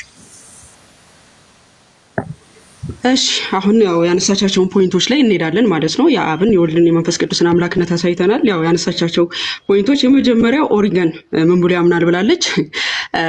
ኢየሱስ ክርስቶስ ሁለተኛ አምላክ እንደሆነ እናምናለን ብሏል ብላለች። ግን አያምነው ባይዘው እዛው ቻፕተር 12 ላይ ምን ብሎ ይናገራል ከተባለ አብና ወልድ እኔና አብ በእኔ እንዳለ እኔም በአብ እንዳለው ብሎ የተናገረበትን ጥቅስ ጌታችን ኢየሱስ ዮሐንስ ወንጌል 14:9 ላይ የተናገረውን ጥቅስ ያነሳና ምን ብሎ ይናገራል? ጌታ ኢየሱስ ክርስቶስን አብና ወልድ ይኸው እኛ አንድ አምላክ ብለን አብና ወልድን እናመልካለን። ምን ብለን? አንድ አምላክ ብለን ምን ብለን እናመልካለን። እንደውም ምን ብሎ ይናገራል? የእውነት አባት የእውነት የሆነ ወልድን ምን እንላለን? እናመልካለን ብሎ ይናገራል። ስለዚህ አንድ አምላክ ብለን አብና ወልድን ምን ብለን እናመልካለን? አንድ አምላክ ብለን ነው የምናመልከው። ቻፕተር 12 ላይ መመልከት ትችላለሽ ማለት ነው። እዛው ጋር 39 ላይ ከመውረድሽ በፊት ቁጥር ቻፕተር 12 ላይ አብና ወልድን እናመልካለን በማለት ነው ያስቀመጠው ማለት ነው። ሌላው ያነሳቻቸው በብሉይ ኪዳን ላይ እንግዲህ የእግዚአብሔር መንፈስ ፈጠረኝ ሲል የእግዚአብሔር ጥበብ ሰራኝ ብሎ ይናገራል። ያ ማለት ጥበብ ራሱ እግዚአብሔር ነው ማለት ነው ብላለች። በደንብ ነው ቆንጂቲ። አንደኛ ቆሮንቶስ ምዕራፍ 1:24 ላይ የእግዚአብሔር ኃይልና ጥበብ ማን ነው ይላል? ክርስቶስ ነው። መጽሐፈ ምሳሌ ምዕራፍ 8 ቁጥር 26 ላይ ሰማዮችን በዘረጋ ጊዜ እኔ በእርሱ ዘንድ ነበርኩ ብሎ የሚናገረው እኮ ያ ጥበብ የሆነው ክርስቶስ ኢየሱስ ነው። ቅዱስ ቄርሎስ ኢየሩሳሌም ሃይማኖተ አበው ምዕራፍ 71 ቁጥር 4 ላይ ጥበብ የተባለው የእግዚአብሔር ልጅ ነው ብሎ ያስቀምጠዋል ማለት ነው። እንግዲህ ያነሳቻቸው ጥቅሶች ምንድናቸው ካልን በብሉይ ኪዳን እግዚአብሔር አንድ አምላክ ነው ብላ ነጠላ ማንነት አለው ብላ ስታነሳ ነበር። በመጀመሪያ ደረጃ አምላክ በነቢያት አንድ ነጠላ ማንነት አለው የሚለውን አስተምሮ ልታመጣ አልቻለችም። የት ነው ሄዳ ያመጣችው? ጭራሽኑ ስለ አላህ ማንነት ከኛ መጽሐፍ ውስጥ ነው ያመጣች ያለችው። ማለት ሙሴ ከጻፈው መጽሐፍ ዘዳግም 6:4 እስራኤሎች ስማ ጌታ አምላካችን አንድ እግዚአብሔር ነው ብሏል ሙሴ አለች። ኦኬ ሙሴ የጻፈውን ትቀበያለሽ? እግዚአብሔር ከእግዚአብሔር ዘንድ ሰዶምና ገሞራን አዘነበ እያለ ሁለት አካል እግዚአብሔር እንደተባሉ ያምናል። ሙሴ ያህዌ ወልድ ክርስቶስ ኢየሱስ አምላክ እንደሆነ ያምናል ማለት ነው በመጽሐፉ። እንግዲህ ያነሳቻቸው ሙግቶች ኢሳይያስ 46 ቁጥር 9 ላይ እኔ አምላክ ነኝና ከኔ ሌላ የለም የሚለው ከምን አንፃር ነው የተነገረው? ሲጀመር ከራሱ ህላዌ ጋር ነው አይደለም። እዛው ቁጥር 1 ጀምሮ ቤል ተዋረደ፣ ናባው ተሰባበረ፣ ጣዖቶቻቸው በእንስሳት በከብት ላይ ተጭነዋል ይላል። ጣዖቶቻቸውን እንደው ምን ብሎ ይናገራል? እስከ ሽምግልና ድረስ እኔ ነኝ፣ ሽበት ድረስ እሸከማችኋለሁ፣ እኔ ሰርቻለሁ፣ እኔም አነሳለሁ። በማን ትመስሉኛላችሁ? ከማንስ ጋር ታስተካክሉኛላችሁ? ወርቁን ከኮረጀ የሚያፈሱ ብሩን ከሚዛን የሚመዝኑ እርሱ አንጥረኛውን ይቀጥራሉ፣ እርሱም አምላክ አድርጎ ይሰራዋል። ከዚያስ ያመልኩታል፣ ይጸልዩለታል፣ አይሰማቸውም። ግን እኔ እውነተኛ አምላክ ነኝ እያለ ስለራሱ ከምድር ላይ ካሉ ጣዖታት አንፃር ራሱን ለይቶ እየነገራቸው እንጂ ከራሱ ከወልድና ከመንፈስ ቅዱስ ጋር እያነጻጸረ አይደለም። ሲጀመር አብ ነው ተናጋሪው ብልሽ እንኳን ይሄን እየተናገረ ያለው በልጁ በኩል ነው። ዮሐንስ ወንጌል ምዕራፍ 14 ቁጥር 9 ላይ ጌታ ኢየሱስ እኔ በአብ እንዳለው አብን በእኔ እንዳለ እመኑ ብሏል። ስለዚህ አብ ተናጋሪ ሲሆን እንኳን የሚናገረው በልጁ በኩል ነው። የኩነት ትምህርት ምናልባት ካልተረዳሽ ኩነት የወልድ ኪውንነት የአብና የመንፈስ ቅዱስ ቃልነት ነው። ስለዚህ ሲናገር በልጁ በኩል ነው። ልጁ ከሱ ተለይቶ አይደለም ማለት ነው። ስለዚህ ከምን አንፃር ነው ከኔ ሌላ ማንም የለም እያለ ያለው? እስራኤላውያን አህዛብ ከሚያመልኩት አማልክት አንድ ነው ብለው እንዳያስቡ ከኔ ውጪ እናንተ የምትሰሯቸው አማልክቶች ከኔ ጋር አይደሉም ብሎ ራሱን ከነዛ ምድር ላይ ከተዘረዘሩ ጣዖታት እየለየ ከሚመለኩ ጣዖታት እየለየ እየተናገረ ነው። እንዲሁም ኢሳይያስ 45 ላይም ከዛው አንፃር ነው እየተናገረ ያለው። ከራሱ ህላዌ ጋር አይደለም ማለት ነው። አንደኛ ቆሮንቶስ ምዕራፍ 8 አንስታለች። አንደኛ ቆሮንቶስ ምዕራፍ 8 ላይ አንዱ አምላክ የተባለው አብ ነው ብላለች። በደንብ አስተውይ። የክርስቶስ ኢየሱስን አምላክነት በደንብ አምነሽ ትወጫለሽ ማለት ነው። ቅዱስ ጳውሎስ ከምን አንፃር ነው እንግዲህ አንድ አምላክና አንድ ጌታ ብሎ እየተናገረ ያለው? እንዲህ ይላል፣ እንግዲህ ለጣዖታት የተሰዋውን ስጋ ስለመብላት ጣዖት ሁሉ ለዓለም ከንቱ እንደሆነ ከአንዱም በቀር ማንም አምላክ እንደሌለ እናውቃለን አለ። መቼም አለ ብዙ አማልክትና ብዙ ጌቶች አሉ። ምኖች ብዙ አማልክትና ብዙ ጌቶች አሉ። ወገኖቻችን አሁን አብዛኛው ጊዜ ብዙ ጌታ የተባለ አለ። ዮሴፍ ጌታ ተብሏል፣ አብርሃም ጌታ ተብሏል፣ ሙሴ አምላክ ተብሏል ነው ይላሉ። ቅዱስ ጳውሎስ ከነሱ ለየው። ብዙ አማልክት የተባሉ አሉ፣ አዎ። ብዙ ጌቶች የተባሉ አሉ፣ አዎ አለና ነገር ግን አለ በሰማይ ሆነ በምድር ሆነ አማልክት የተባሉ ምንም ቢኖሩ ለኛስ ነገር ሁሉ ከእርሱ የሆነ ለእርሱ የሆነን አንድ አምላክ አብ አለን አለ። ነገር ሁሉ ከእርሱ የሆነ ምን አለን? አንድ አምላክ አብ አለ። ነገር ሁሉም በእርሱ በኩል የሆነ ምን ነገር ሁሉ በእርሱ በኩል የተፈጠረ ቆላስይስ ምዕራፍ 1:15 እርሱ የማይታይ አምላክ ምሳሌ ነው። የሚታዩትና የማይታዩ ዙፋናት ቢሆኑ ወይም ጌትነት ወይም ማለቅነት በሰማይና በምድር ያሉት ሁሉ በእርሱ ተፈጥረዋል እንደተባለው ነገር ሁሉ በማን በኩል የሆነ በጌታችን በኢየሱስ በኩል የሆነ ማለት ነው። በሰማይና በምድር ሁሉ የተፈጠረው በማን በኩል ነው? በልጁ በቃል በኩል ነው። ስለዚህ ምን አለ? ነገር ሁሉ በእርሱ በኩል የሆነ እኛም በእርሱ በኩል የሆነን አንድ ጌታ ኢየሱስ ክርስቶስ አለን። ኦኬ ክርስቶስ ጌታ ስለተባለ አብ አምላክ ስለተባለ ክርስቶስ ኢየሱስ አምላክ አይደለም ያልሽ ነው? ኦኬ አምላክ እኮ ከተባለ ሙሴም አምላክ ተብሏል እኮ። ለምን ለአብ አምላክ ሲባል የባህሪ ያደረግሽው ለጌታችን ኢየሱስ ክርስቶስ ጌታ ሲባል ደግሞ አይ የባህሪ አይደለም ብለሽ ልትነጥዩ ይቻልሽ። ጌታ ዮሴፍም ተብሏል አይደለ? አምላክ ደግሞ ሙሴ ተብሏል። ለአብ ሲሆን አምላክ ሲባል የባህሪ አምላክነትን ሰጪና ክርስቶስ ኢየሱስ ጌታ ሲባል የባህሪ ጌትነት አይደለም እንዴት ልትይ ይቻልሽ? ምክንያቱም ቅዱስ ጳውሎስ ብዙ ጌቶች የተባሉ አሉ፣ ብዙ አማልክት የተባሉ አሉ። ነገር ግን ብሎ ከነሱ ለይቶ እውነተኛ የባህሪ ጌትነትና እውነተኛ የባህሪ አምላክነት ለይቶ ስለ አብና ስለ ወልድ እየተናገረ ነው። ስለዚህ እዚህ ጋር የሁለቱም የአብም የወልድም አምላክነትን ቅዱስ ጳውሎስ ፍንትው አድርጎ ከአማልክት ለይቶ የባህሪ ጌትነትና አምላክነት እንዳላቸው እየተናገረ ነው ማለት ነው። ዮሐንስ ወንጌል ምዕራፍ 17 ቁጥር 3 እንጠቅሳለች። የሙስሊሞች ባንዲራ የሆነ ጥቅስ ማለት ነው። ብታስኬዳችሁ ደስ ይለኝ ነበር። ዮሐንስ ወንጌል ምዕራፍ 17 ቁጥር 3 እውነተኛ አምላክ ብቻ ይሆን ከአንተን የላከውንም ኢየሱስ ክርስቶስን ያውቁ ዘንድ ይህች የዘላለም ሕይወት ናት። እውነተኛ አምላክ ተብሏል አብ። ስለዚህ ኢየሱስ ክርስቶስ ገለልተኛ አምላክ ነው። በመጀመሪያ ደረጃ የዘላለም ሕይወት የተባለው ራሱ ፍቃድ ይሄ ነው ተብሏል። ምንን አይቶ? ልጅን አይቶ። ስለዚህ የዘላለም ሕይወት ምንድነው? ክርስቶስ ኢየሱስ የከፈለውን ማመን ነው። እዚሁ ጋር ይቆለፋል። የእስልምና አስተምሮ ድባቅ ይመታል ማለት ነው።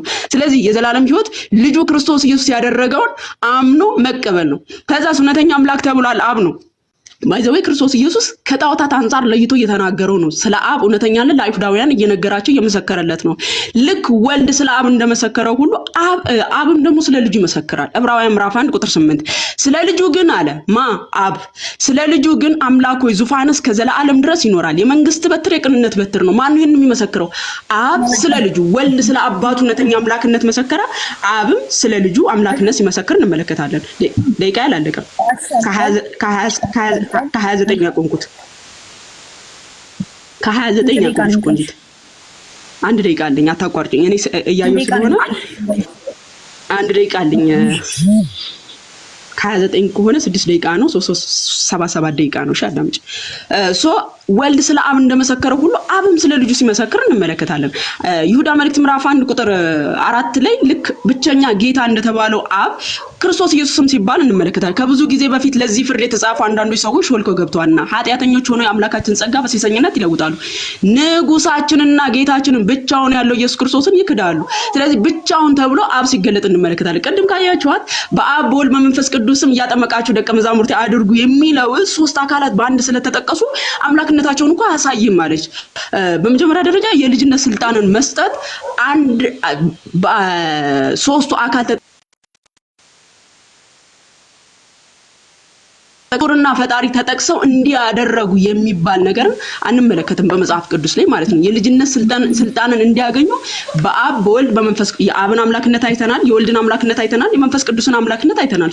እነዚህ ፈጣሪ ተብለው የተጠቀሱ መንፈስ ቅዱስ መፍጠር የሚችል ነው፣ አብ መፍጠር የሚችል ነው፣ ወልድ መፍጠር የሚችል ነው ተብለው እነዚህ በመለኮት የተካከሉ አካላት በሶስት ተገልጠው ቀጥሽ አትሻልኩኝ። እሺ ጥያቄና መልስ ነው አይደለም? እኔ የመጀመሪያው ጥያቄና መልሱን እሺ የመጀመሪያው ጥያቄ በስላሴ ውስጥ ሄራርኪ ያለ ወይስ የለም? ልዩነት አይሰማም። ሄራርኪ ያለ ወይስ የለም? በስላሴ ውስጥ ሄራርኪ ያለ ወይስ የለም? የለም። ስላሴ አንድ በመለኮት አንድ በአካል ሶስት ብለን ነው የምናምነው። የስልጣን መበላለጥ በስላሴ ውስጥ አለ የለም? የለም። እሺ በስላሴ ውስጥ የስልጣን መበላለጥ አለ ብሎ የሚያምን ሰው መናፍቅ ነው አይደለም? አይደለም። ከምን አንፃር ተስጎራ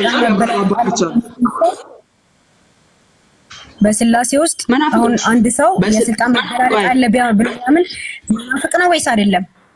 መናፍቅ ነው። ከስልጣን አንፃር ጌታችን ኢየሱስ ከስልጣን አንፃር ጌታችን ኢየሱስ እንደተናገረው ዮሐንስ ወንጌል 14:28ን ያብራሩበት ከስጋው አንፃር እንደሆነ አባቶች አሉ።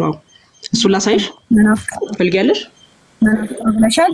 እሺ መናፍቅ ነው ብለናል። በደንብ መናፍቅ ነው ከስልጣን አንፃር አብ ከወልድ ይበልጣል። ኦሪገንዝ አሌክሳንድሪያና እየሰማችሁ እንዴ? ኦሪገንዝ አሌክሳንድሪያና ጀስቲን ማርቲንም መናፍቅ ብላቸዋል የዛሬ ቀን ወገናችን። ምክንያቱም ምን ብለው አስቀምጠዋል? ዘ ሰን ሂ ስቴትስ ኢንፌሪየር ቱ ዘ ፋዘር።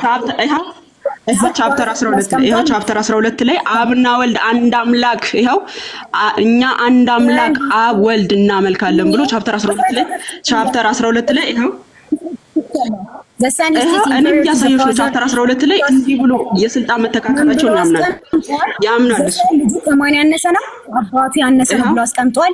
እና ደግሞ መንፈስ ቅዱስም ደግሞ the Holy Spirit which dwells in all saints inferior to the Son ከልጁ ያንሳል መንፈስ ቅዱስ ብሎ አስቀምጧል።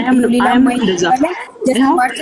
they are responsible to worship him having learned as the son of the true God himself holding him in the second place ሁለተኛ ቦታ ላይ እናስቀምጠዋለን ብሏል። ጥያቄ እየጠየቅሽ ነው ቆንጆ ጥያቄ እየጠየቅሽ ነው ይኸው እኔ ቻፕተር 12 አንድ ጥያቄ እየጠየቅሽ ነው እያበራራሽ ነው ደቂቃሽን እየበላሽ ነው ቆንጆ ደቂቃ እየበላሽ ነው አላለም። በመጀመሪያ ደረጃ ያለው ምንድነው? ቻፕተር 12 ላይ ቻፕተር 12 ላይ ይሄው መመልከት ትችላለሽ። እኔ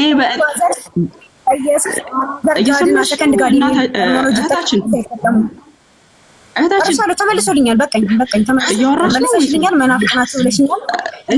ቻፕተር 12 ላይ አብና ወልድ አንድ አምላክ እንደሆነ በስልጣን እንደሚተካከሉ ያምናል። ሁለተኛ ጥያቄ ውስጥ ሰማዕቱን አርጌዝ አሌክሳንድሪያ እና ሌሎች ቸርች ፋዘሮች ለኢየሱስ አናዘር ጋድ ወይም ደግሞ ሰከንድ ጋድ የሚል ተርሚኖሎጂ ይጠቀማሉ። ይሄንን አንቺ ታምኛለሽ ወይስ አታምኚ?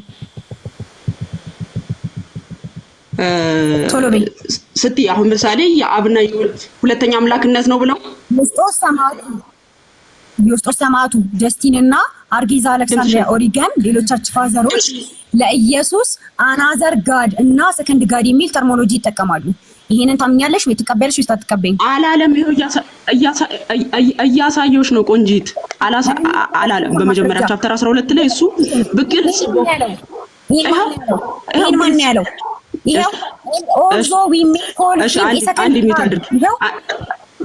ሚውት አድርጊ ላሳይሽ። ራሱ ኦሪገን ምን ብሎ ይናገራል? ቻፕተር 12 ላይ አንድ ሚውት አድርጊና ላሳይሽ። አንድ ሚውት አድርጊና ራሱ ዮሐንስ ወንጌል ምዕራፍ 14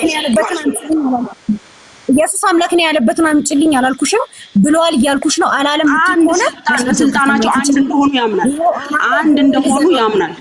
አንድ እንደሆኑ መጽሐፉን ክፈችልኝ። በራሱ መጽሐፉን ክፈችው። ቻፕተር 12ን ክፈችልኝ። እኔ እንደምከፍትልሽ ያው እኔ መጽሐፉን ከፍትልሻለሁ። አንቺ ክፈችው። ክፈችው። እሺ ደቂቃ ይቆምልኝ። ደቂቃ ይቆም። መጽሐፉን እስከምከፍት ደቂቃ ይቆም። 2 ደቂቃ ነው የቀረሽ። ወይዘው ጥያቄውን ማብራሪያ አላውቅም። በጥያቄሽ ላይ ያብራራሽ ስለነበር ማለት ነው። 41 ላይ ቆሟል። 41 ላይ አቆም ያለው ጥያቄ ነው። እሺ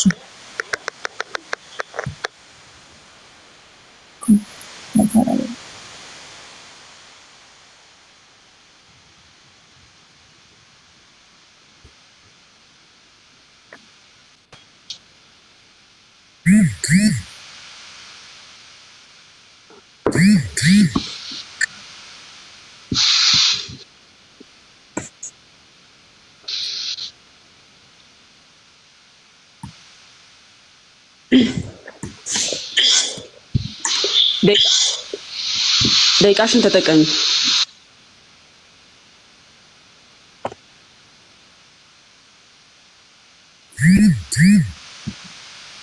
ዋይፋይ በርቷል።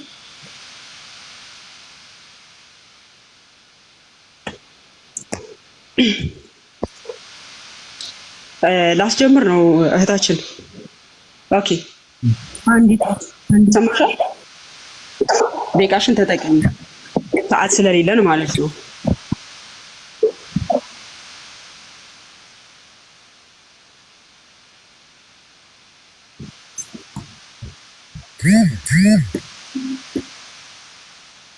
አንድ ዋይፋይ እያገናኘን ስለሆነ ነው። አንድ ጊዜ ጠብቂ።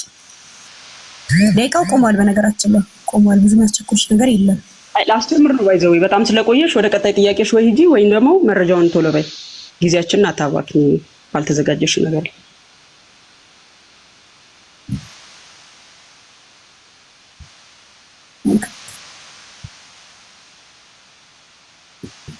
ወደ አንቺ ልላከው። እሺ መጨረሻ ላይ ከፍቼ ያሳይሻለሁ ኢንሻአላህ። ማጠቃለያው ላይ ከፍቼ ያሳይሻለሁ። ወደ ቀጣይ ጥያቄ ልሂድ። የለሽም ማስረጃ የለሽም። በሌለሽ መጽሐፍ ነው በመጀመሪያ ደረጃ እያወራሽ የነበረው ማለት ነው። ክፈችው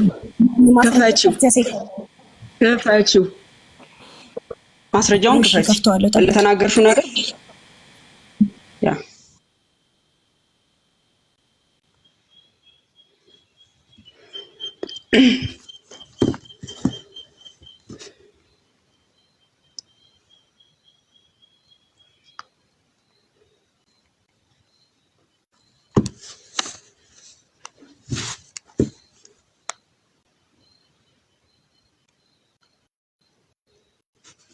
ማስረጃ የለሽ።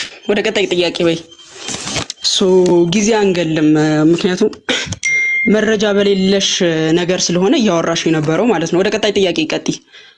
ወገናችን አለሽ?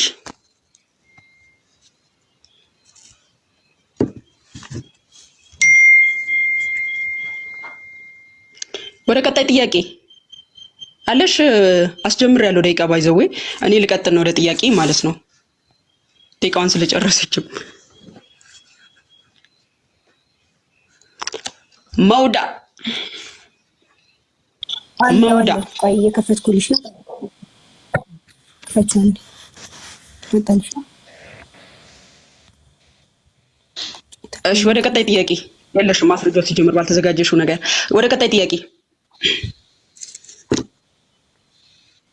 ይሄው ወደ ቀጣይ ጥያቄ እዚህ መጽሐፍ ለማምጣት ኦኬ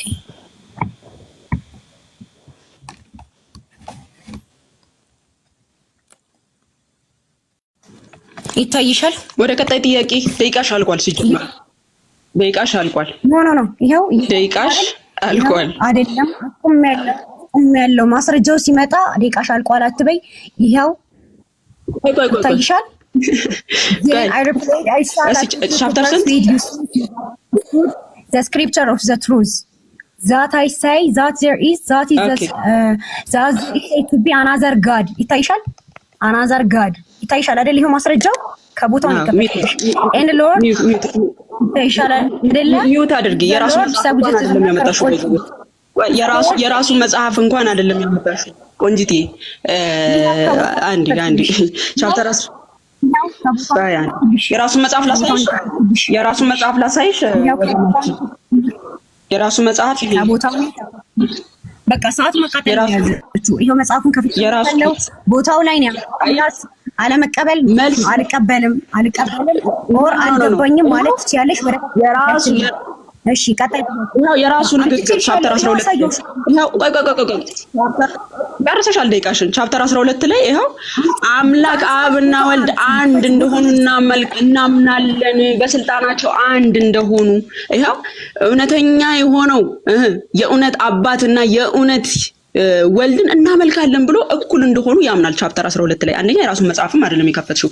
እሺ ጨርሰሻል ደቂቃሽን። ወደ ቀጣይ ጥያቄ እንሂድ። አልጨረስኩም። አስቆም ነበር ማስረጃ ልከፍት ስል አቁምልኝ ብዬሻለሁ። አስቆመናል። አንድ ደቂቃ ነበር የቀረሽ። አንድ ደቂቃ ነበር የቀረሽ። ጨርሰሻል። አንድ ደቂቃ አይደለም አስቆምና ነው ማስረጃ እንክፈት። 40 ይቀረኛል። አንዴ ከ42 ነው አቁሙ ያልሽው። ከ42 ነው አቁሙልኝ ያልሽው። ከ41 ከ42 አቁሙልኝ ያልሽ መጣሽ አስጀመርሽ። ይኸው ልጨርሽ ነው ወገናችን። ከ41 አስቆምነሽ 4 ደቂቃ ነው ምናምን 3 ደቂቃ ቆይተሽ መረጃ ባልተዘጋጀሽበት ሊንክ እስኪልኩልሽ ድረስ ጠብቀሽ አንዴ እኔ እዚህ ጋር ያነበብኩት እኔ እንደ አዲስ ነው ያነበብኩት ማስረጃው። እኔ እዚህ ጋር ደቂቃ ይጃል።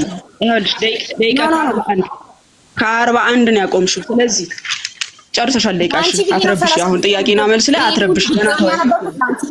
አስቆም ያለው ደቂቃውን አይሆንም ደቂቃውን አስቆሜ ነበር አይሆንም አንቀጥልም ነው አስቆሜ ነበር ደቂቃውን አሁንልሽ ቆይ ስሚኝሽ የተስማማነው ይልሽ ደቂቃውን አስቆመሽ አንቺ ላነብልሽ አይደል የተስማማነው ደቂቃውን አስቆመሽ ደቂቃውን ማስረጃውን ላነብልሽ ነው ደቂቃውን አስቆሜ አምጥቼ ማስረጃውን ላነብልሽ እንጂ አንዴ ሚውት እንዳደርግሽ አታስገድጂኝ ተረጋጊና አውሪኝ እሺ ቆንጂት በመጀመሪያ ደረጃ አቁሚልኝ መረጃውን እስካመጣልሽ 3 ደቂቃ ነው ምናምን ሰጠንሽ መጣሽ ደቂቃውን አስጀመርንልሽ አሳየሽ ደቂቃሽ አለቀ ኦኬ 2 ደቂቃ ምናምን ነበር ይቀርሽ አለቀ ደቂቃሽ እየተባልሽ ነው ድጋሚ ስጡኝ ጨርሰሻል አልጨረስኩም ከ37 ነበር የጀመርሽው ይሰማታል ከ36 ነበር የጀመርሽው ድጋሚ የማነብበት ግዴታ የለብኝም ሰማሽኝ አይደለ አምጥቼ ላንቺ 30 ጊዜ እማነብበት ግዴታ የለብኝም አምጥቼ ላነብልሽ ሰዓት ልታስቆሚ ተስማማን አምጥቼ ማስረጃውን ከፍቼ ከቦታው አሳየውሽ ሰማሽኝ አይደለ አምጥቼ ላነብልሽ ነው ተስማማን በመጨረሻ ሰዓት አምጥቼ ላነብልሽ ተስማማን እያየ ያለው ቆይ አንዴ ተረጋጊ ወገናችን እንትን አትበይ በመጨረሻ ሰዓት ረብሻ ተፈጠሪ እሺ ደና ተወያይተሽ ማለት ነው ደቂቃሽ ከ36 ነው እንትን ያልሽ የጀመርሽው ከ30 ቁም ብለሻል አይደል ደቂቃ ይቁም ብለሽ ከስንት ነው የጀመርሽው ወታችን እስቲ አሱላት ቲጂስ በመጀመሪያ ከስንት ነው የጀመርሽው ከስንት ነው የጀመርሽው ነገርሻለሁ እኮ ደቂቃዬን አስቆሜ ነበር 2 ደቂቃ አለኝ 2 ደቂቃ ሲቀርኝ ነው ያስቆምኩት የሚቀረኝን ደቂቃ ነው ማቀው 2 ደቂቃ ሲቀረኝ አስቆሜያለሁ 2 ደቂቃ መተሽ አነበብሽ ጨረሽው እኮ 2 ደቂቃ መተሽ አንብበሽ ጨረሽው እኮ እሱን እኮ ነው ያልኩሽ ያለሁት ልጨርሽ 2 ደቂቃ ነበር የቀረሽ እሱን ማቴሪያል እስክታሳይ ድረስ ጨረሽ ያልኩሽ እኮ ነው ኖ ዴት ከኔ አምጥቼ ላንቺ የማንበብ እስከ የለብኝ ማነብበት ሰዓት ከኔ አይደለም የሚቆረጠው እሱ ለብቻ 3 ደቂቃ ላንቺ ለማን ለብቻ ተሰጥቷል አሁን ላለመጠየቅ ነው እየሞከርሽ ያለሽው ላለመጠየቅ እየሞከርሽ ነው አሁን ምን ታድርጊና ወደ ጥያቄ ልጨርስ ወደ ጥያቄ 2 ደቂቃ አለኝ 2 ደቂቃ አለኝ ጥያቄ ልጨርስ ጠይቂያለሽ አንዴ ያዘጋጀሽው ጥያቄ ልጨርስ ጠይቂያለሽ አትግቢ በመሃል ያዘጋጀሽው ጥያቄ 20 ደቂቃ የሚፈጅ ይሆናል ያንን ጥያቄሽን እስክትጨርሽ ድረስ 10 ደቂቃ ሞላኝም እያልሽ እንድትጮሂብን አይደለም በ10 ደቂቃ ውስጥ እንድትጠቀሚ ነው 3 ደቂቃ መረጃሽን እስክታመጭ ድረስ ይቀርኛል አሁን ወደ ይቀርኛል ጥያቄ ልጠይቅ 2 ደቂቃ ልጠይቅ ነው መውዳ 2 ደቂቃ ካላስጨረሽ ያቀጥልም አትረብሽ የመጀመሪያ ስለሆነ እንደታችን እረዳሽብኝ በጣም ይቻላል ይቅርብኝ በቃኝ ካልሽ ይቻላል ነው እንደዚህ ኢቭን ላመጣው ደቂቃ ሊንክ እስኪልክልሽ ድረስ እኮ ነው ሊንክ እስኪላክልሽ ድረስ እኮ ነው የጠበቅኩሽ ባይዘወይ ሊንክ እስኪላክልሽ ለዘጋጀሽው ነገር ስታወሪ ሊንክ እስኪላክልሽ ድረስ ነው የጠበቅኩሽ አሁን አንዴ ወደ ቀጣይ ጥያቄ ልሄድ አትረብሽ ሞዳ ኖ ከ36 ጀምረሻል ፈርቻለሁ በይ ኖርማል ፈርቻለሁ ጥያቄ አትጠይቂኝ ይቅርብኝ የ2 ደቂቃ ጥያቄ ለምን የሚያስፈራሽ የ2 ደቂቃ ጥያቄ ምን ብሎ እንዴ ወይስ ታክሲ መስሎሽ ነው የ2 ደቂቃ ጥያቄ ለዛ ትፍሪ የ2 ደቂቃ ጥያቄ አይዘው የኔ ጥያቄ በጣም ስለፈራሽ አንዴ እህታችን ተረጋጊ አትንተረጋጊ በመጀመሪያ ልጠይቅና ስንት ነው የጀመርሽው 2 ደቂቃ ያማታለን ከስንት ነው የጀመርሽው ከ36 ነው የጀመርሽው ከ36 ነው የጀመርሽው ከ36 ጀመርሽ 4 ደቂቃ ተጠቀምሽ ያቆምሽበት ሰዓት ነው ከ36 አንቺ ያቆምሽበት ሰዓት ነው ከ37 ነው ከ37 ጀመርኩት አይደል ከ36 ቆይ የሁለት ደቂቃ ጥያቄ ነው እንደዚህ ያስፈራሽ የሁለት ደቂቃ ጥያቄ ወገናችን እንግዲህ ምን ያህል ጥያቄን እንደፈራሽ ነው የሚያሳየው ከጥያቄ ግን እንድታመልጥ ስለማልፈልግ ቀጥ አንድ ጥያቄ ልቀበል 2 ደቂቃ ጠይቂ አንቺ ጥርስና ጠይቂ እና ለማምለጫሽ አላመቻችልሽም ቀጥ ጠይቂ እሺ እቀጥላለሁ እሺ ከማርያም ያልተወለደ አምላክ አለ ወይስ የለም? ከማርያም ያልተወለደ አምላክ አለ ወይስ የለም? ቶሎ መልሽ፣ ሰዓት እንዳትገይ። ከማርያም ያልተወለደ አምላክ አለ ወይስ የለም? በስጋይ መልስ የለም። እሺ ሁለተኛው ጥያቄ ከሶስቱ አካል ወልድ ክርስቶስ ኢየሱስ በስጋ ተገልጧል። ለማላለች ጠይቃ ለራሱ አዳምጣ ከሶስቱ አካል ወልድ ክርስቶስ ኢየሱስ በተለየ አካሉ ተወለደ ብለን አብ ወልድ መንፈስ አንድ አምላክ ናቸው ይላል። ቶሎ በይ መጽሐፍ ቅዱስ ውስጥ በግልጽ ቋንቋ አብ ወልድ ዮሐንስ ወንጌል ምዕራፍ 10 ወይ ከጳውሎስ ዮሐንስ ወንጌል ምዕራፍ 10 ዮሐንስ ወንጌል ምዕራፍ 10 30 እና አብ አንድ ነን ብሎ ጌታችን ኢየሱስ የስልጣን አንድነታቸውና የአካል ልዩነታቸውን ጌታ ኢየሱስ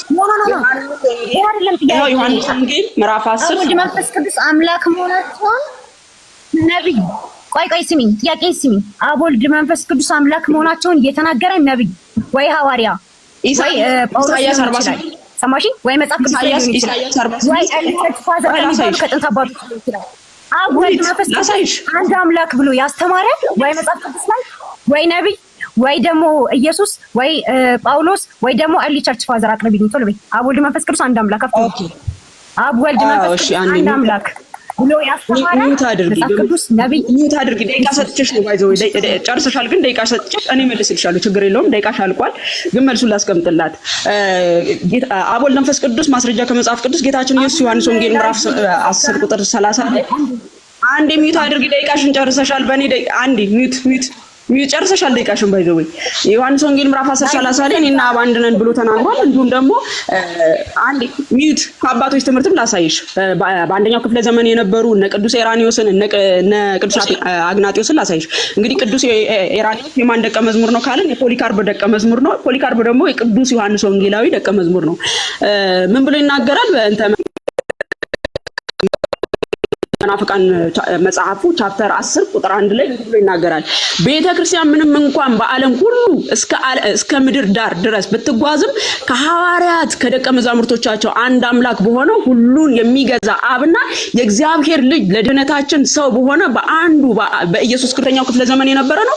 በ189ኛው ክፍለ ዘመን የነበረ ነው። ወገኖቻችን ሥላሴ በኒቅያ ጉባኤ ነው ሲሉ ትሰማቸዋላችሁ። በአንደኛው ክፍለ ዘመን የነበረ አስተምሮ ነው እያልናችሁ ነው። በሐዋርያት በነቢያት የነበረ አስተምሮ ነው እያልናችሁ ነው። እንዲሁም ደግሞ ሰማዕቱ ቅዱስ አግናጢዮስ ምጡላ አንበሳ በ110 ክፍለ ዘመን የነበረ አባት ነው። ወደ እስያ ያላለችው ወደ ኤፌሶን ቤተክርስቲያን በላከው መልእክቱ ላይ እንዲላል በአምላካችን ፍቃድ በኢየሱስ ክርስቶስ በእውነት መከራ የተመለከተ አምላካችን ኢየሱስ ክርስቶስ እንደ እግዚአብሔር ሐሳብ ከዳዊት ዘር ከቅድስት ድንግል ማርያም በመንፈስ ቅዱስ ግብር ግብር መጸነሱ ነው ይላል። አብ ወልድ መንፈስ ቅዱስን እንዲህ ብሎ ያምናል። እንዲሁም ደግሞ አንዴ ቅድም ስታነሹ ነበረ ሰማዕቱ ሰማዕቱ ጀስቲን ማርቲን 151 ክፍለ ዘመን የነበረ አባት ነው። ፈርስት አፖሎጂስት ቻፕተር 13 ከቁጥር 5 እስከ ቁጥር በምክንያት እናመልከዋለን እርሱ ራሱ የእውነተኛ አምላክ ልጅ እንደሆነ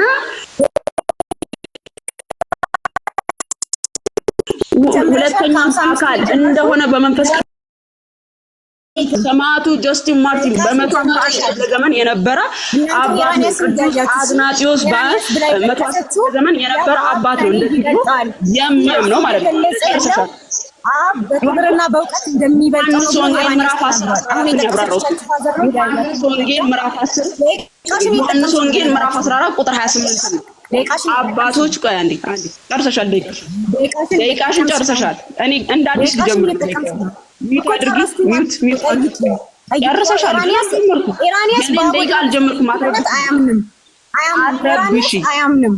አትረብሽ ማስረጃውን አንቺ ኢራኒያስ ይኸው ጥያቄሽ እኔ ኢራኒያስ ይኸው በእንተ መናፍቃን ቻፕተር አንድ ቁጥር በእንተ መናፍቃን መጽሐፍ 10 ቁጥር 1 ላይ ምን ብሎ ያምናል? ቤተክርስቲያን አብና ወልድ አንድ አምላክ እንደሆኑ ያምናል። ቤተክርስቲያንም ይሄንን አምና ተቀብላለች ብሎ ያምናል። በስንተኛው ክፍለ ዘመን የነበረ ነው? በ189ኛ ክፍለ ዘመን የነበረ ነው። ባይ ዘ ዌይ ሄራኒዮስ የማን አባት የማን ደቀ መዝሙር ነው ካላችሁ የፖሊካርብ ደቀ መዝሙር ነው። ፖሊካርብ ደግሞ የማን ደቀ መዝሙር ነው? የዮሐንስ የወንጌላዊ ዮሐንስ ደቀ መዛሙር ነው ማለት ነው። ስለዚህ ከአባቶችም ትምህርት አሳይተሻለሁ። ጨርሰሻል። መውጣ የመጀመሪያው ስለሆነ ጨርሰሻል። ጥያቄ ልትጠየቂ ነው። ጥያቄ ልትጠየቂ ነው። ኦኬ ኢራኒያስ የተናገረው እነሱ እያነበቡ ጥያቄሽን ቀጥል። ዮሐንስ ወንጌል 10:14 የትኛውም አባት ከስጋው አንጻር አብ ይበልጣል ብሎ አብራርተውታል። ከስጋው አንጻር ማለት ነው። መላእክት እንኳን በጥቂት አነሰ ስለተባለ ማለት ነው። መጽሐፈ ምሳሌ ምዕራፍ 8 ቁጥር 27 ላይ ሰማዮችን በዘረጋ ጊዜ እኔ አብሬ ነበርኩ ይላል። ማን ነው ይሄንን የሚናገረው? ይሄ ከስላሴ ጋር የተያዘ ጥያቄ አይደለም። ደቂቃዬን አትቢቶ ቀጥ ሰማዮችን በዘረጋ ጊዜ እኔ አብሬ ነበርኩ ብሎ የሚናገረው አካል ማን ነው? ጥያቄ መልሽ። ስላሴ ነው። ነግሬሻለሁ ወገናችን፣ ነግሬሻለሁ የሚል የቁርአን አያ በቁርአን ላይ ተምረን ልንሄድ ነው ማለት ነው። ዛሬ የመቀደድ ምዕራፍ ምናምን የሚባሉ ቁርአኖችን ሽረን ነግሬሻለሁ የሚል የቁርአን አያ ልንተካ ነው ማለት ነው። መልሽልኝ። ሰማዮችን በዘረጋ ጊዜ እኔ አብሬ ነበርኩ የሚለው ማን ነው? ምናምን ነገር እንዳትዪ፣ ምናምን ነገር እንዳትዪ። መልሱ ላይ ፎከስ አድርጊ ቆንጂትዬ። ሰማዮችን በዘረጋ ጊዜ እኔ አብሬ ነበርኩ የሚለው ማን ነው? መልስ የላትም ወገናችን፣ መልስ የላትም። ያው እኔ ግን ከአባቶች ላሳያችሁ። መጽሐፈ ቅዱስ ቄርሎስ ኢየሩሳሌም ሃይማኖተ አበው ምዕራፍ 71 ቁጥር 4 ላይ ጥበብ ነው የእግዚአብሔር ልጅ ጥበብ ነው ብሎ ይናገራል። ሰማያትን ምድርን የፈጠረ ከአብ ጋር ማን ነው? ዮሐንስ ወንጌል ምዕራፍ 5:14 ላይ አባቴ እስከዛሬ እኔ እሰራለሁ ያለው ወልድ ክርስቶስ ስለሆነ አንዴ ራስሽ መልሰሻል። ጥበብ ብለሽ መልስ የለሽም። ጥበብ ኢየሱስ ክርስቶስ ነው። ቆሮንቶስ ምዕራፍ 1:24 ላይ እግዚአብሔር ኃይልና ጥበብ ሚቱ አድርጊ። መልስ የለሽም። እሺ ዘፍጥረት ምዕራፍ 19 ቁጥር 24 አረ ወገናችን አንዴ ሚቱ አድርጊ። ኦሪት ዘፍጥረት ምዕራፍ ጥበብን አራተኛ አምላክ ወገናችን አንዴ ሚዩት አድርጊ። ሚዩት አላህም እንደናንተው የስላሴን አስተምሮ ስላላወቀ ልክ እንደ አንቺ ነው አሁን እየጠየቀ ያለው። እሺ አሁን ዘፍጥረት ምዕራፍ 19 ቁጥር 24 ላይ እግዚአብሔርን በሰዶምና በገሞራ ላይ ከእግዚአብሔር ዘንድ ከሰማይ እሳትና ዲን አዘነበ አለ። እግዚአብሔር ባለ አካል አለ። እዚህ ጋርም ደግሞ እግዚአብሔር አረ መልሱም እሺ ወገናችን እንዲህ ምን ልትሆኚ ነው? እኮ ኢንተርቪው ላደርግሽ አይደለም የመጣሽው፣ መልስ እንድትመልሽ ምን ልትሆኚ ነው የመጣሽው? እሺ በቃ መልሺ ጎበዝ። እግዚአብሔር በሰዶምና በገሞራ ላይ ከእግዚአብሔር ዘንድ ከሰማይ እሳትና ዲንን አዘነበ ይላል። እግዚአብሔር የተባለ አካል አለ። እዚህ ጋርም እግዚአብሔር የተባለ አካል አለ። ስንት እግዚአብሔር ተብለው ተጠርተዋል? እዚህ ጋር ልመልስ። ቆይ ከእግዚአብሔር ዘንድ ነው አይደል ያልሽኝ? ልመልስ። አሁን ምን ይላል መሰለሽ? እግዚአብሔር ከእግዚአብሔር ዘንድ የሚለው እግዚአብሔር ከራሱ ዘንድ ነው። ለምሳሌ እናንተ የያዕቆብ ልጆች ተሰብሰቡ፣ ስሙም አባታችሁ እስራኤልን አድምጡ ይላል። ያዕቆብ ምን ይላል? እስራኤልን አዳምጡ። ያዕቆብና እስራኤል የተለያዩ ሰዎች ሆነው ሳይሆን ነገር ግን ያዕቆብም ይሁን እስራኤል አንድ ሆኖ ሳለ ግን ምን ይላል? እናንተ ያዕቆብ ልጆች ተሰብሰቡ፣ ስሙም አባታችሁ እስራኤልን አድምጡ እያለ ይናገራል። መልስ የላትም ሁላችሁ ቤት እንደገባች ማለት ነው። ያዕቆብን እስራኤልና ያዕቆብ ማናቸው እየጠየቅሽ እንኳን አታውቂውም። ባይዘው እሺ፣ ወደ ቀጣይ ጥያቄ ታርጉም ዮናታን ማን ነው? ታርጉም ቀደም ስጠቅሽ የነበረው አካል ያረሰሻል። አንዴ ወደ ጥያቄ ወገናችን ወደ ጥያቄ ይናገራል። ወደ ጥያቄ ጨርሰሻል። መልስ የለሽም። ታርጉም ቀደም ስጠቅሽ አንድ ሚውት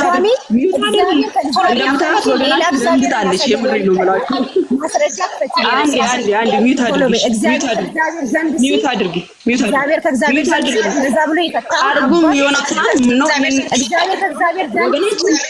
ወገናችን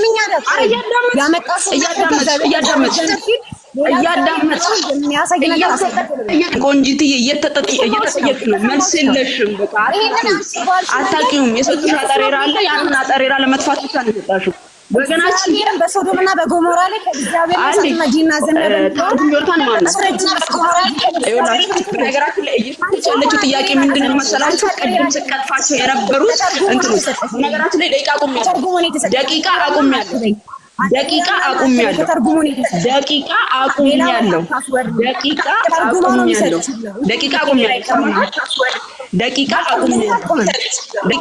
ሰማሻል አይደለ ቆንጂት? ደቂቃ አቁሜያለሁ። ምክንያቱም በደቂቃዬ ላይ እያወራሽ ስለሆነ መልስም እየሰጠሽ ስላልሆነ ማለት ነው። ታርጉም ዮናታን ማን ነው? ቅድም ስጠቅሽ የነበረ አካል አለ። ስላሴ ጨርሶ አይታወቅም ብሎም ታርጉም ዮናታን ማን ነው? ቶሎ በይ። ማን ነው? የክርስቲያን አባት ነው? አሳይኝ እስኪ የቤተክርስቲያን አባት ለመሆኑ ቶሎ በይ አሳይን። ታርጉም ዮናታን የቤተክርስቲያን አባት ለመሆኑ ማስረጃ አሳይኝ። ገናችን ታርጉም ዮናታን ሲጀምር የቤተክርስቲያን አባት አይደለም። ነገር ግን አመጣችሁና እንዲህ ብሏል አለችው። እንዴት መሰላችሁ? የፊት አስተምሮ ለዋህብያ ማስረጃ ብሎ እንደመጥቀስ ማለት ነው። ባይዘው ደቂቃ ይዣለሁ ማጠቃለያ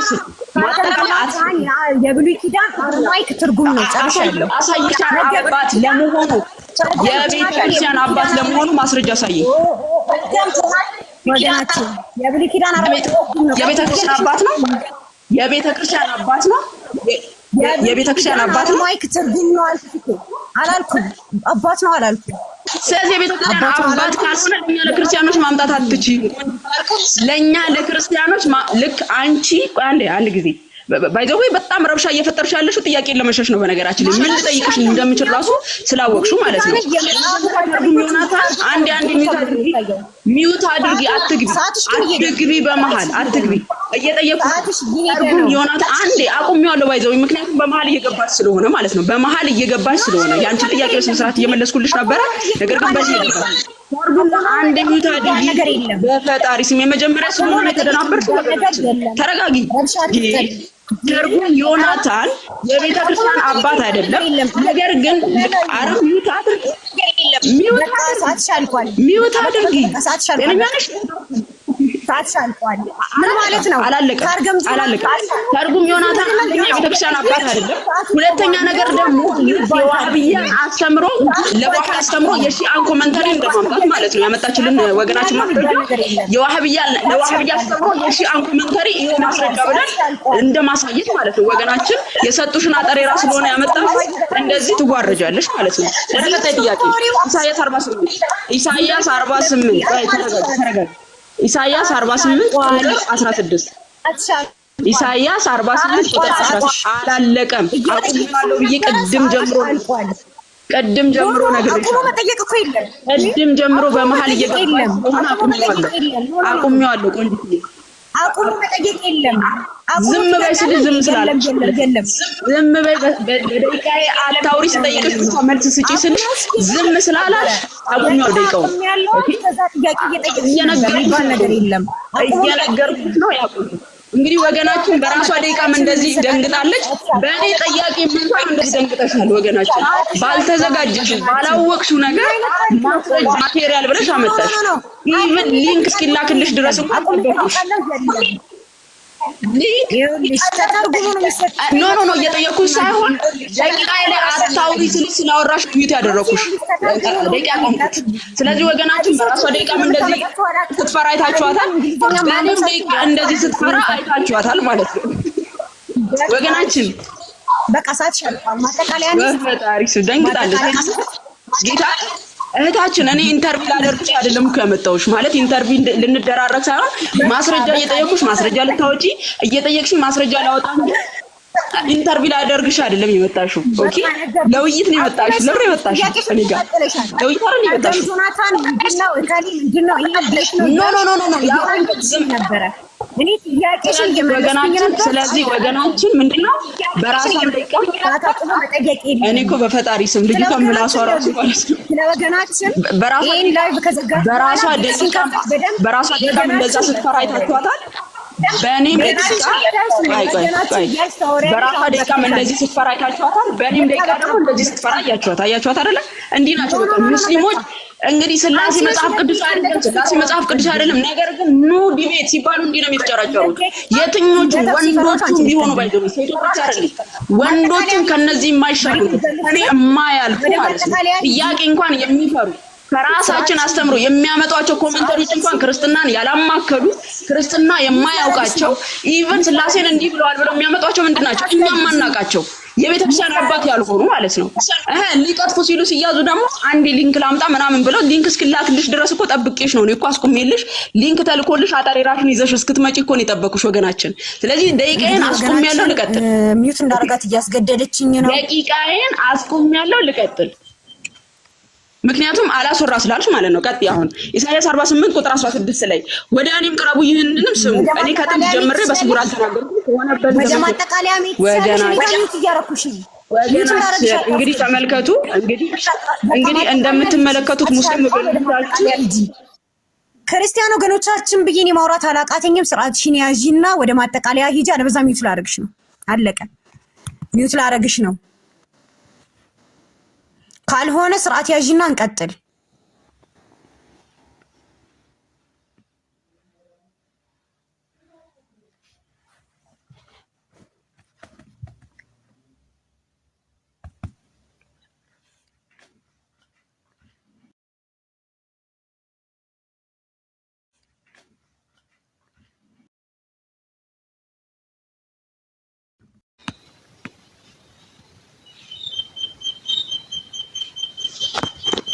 ይሰማል ድምጽ?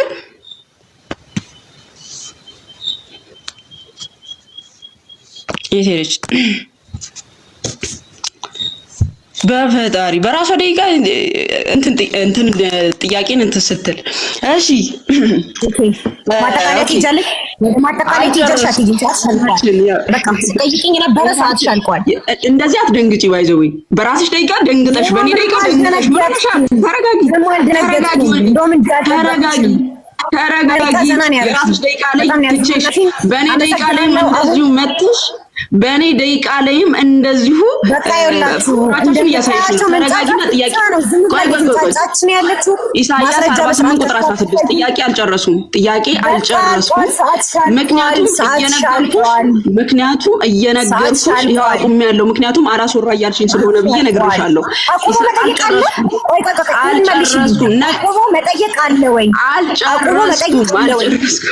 አቁመሽ ጠይቅኝ ነበረ አቁመሽ እንግዲህ ለዚህ ነበር ባይዘው ሙስሊም ሴቶች ሁለት ሆነው መምጣት አለባቸው የሚለው አስተምሮ ይሄ ነው ባይዘው እሺ እንግዲህ በራሷ እንደዛ ሆናለች በራሷም ደቂቃ በእኔም ደቂቃ በራሷም ደቂቃ እንደዚህ ስትፈራ አይታችኋታል እንግዲህ ወገናችን ማለት ነው በነገራችን ሴቶች ወንዶቹም ጭምር እኔ ሴቷ ፊት መቅረባቸው ምን ነግረሽኛል ምንም ማድረግ አልችልም ወንዶቹም ጭምር አንቺም ብቻ አይደለም አንቺም ብቻ ሳይሆን 10 የውይይት ጥሪ እያሉ የሚያቀርቡ ወንዶቹ ከኔ ማታልፉ ናችሁ ባይዘው ማለት ነው ምን ማጠቃለያ ትገበልሽ አትገቢ ወደ ማጠቃለያ አላስወጣሽ ነው ወደ ማጠቃለያ እሺ ማጠቃለያ ማለት ነው እኔ ተስማምተናል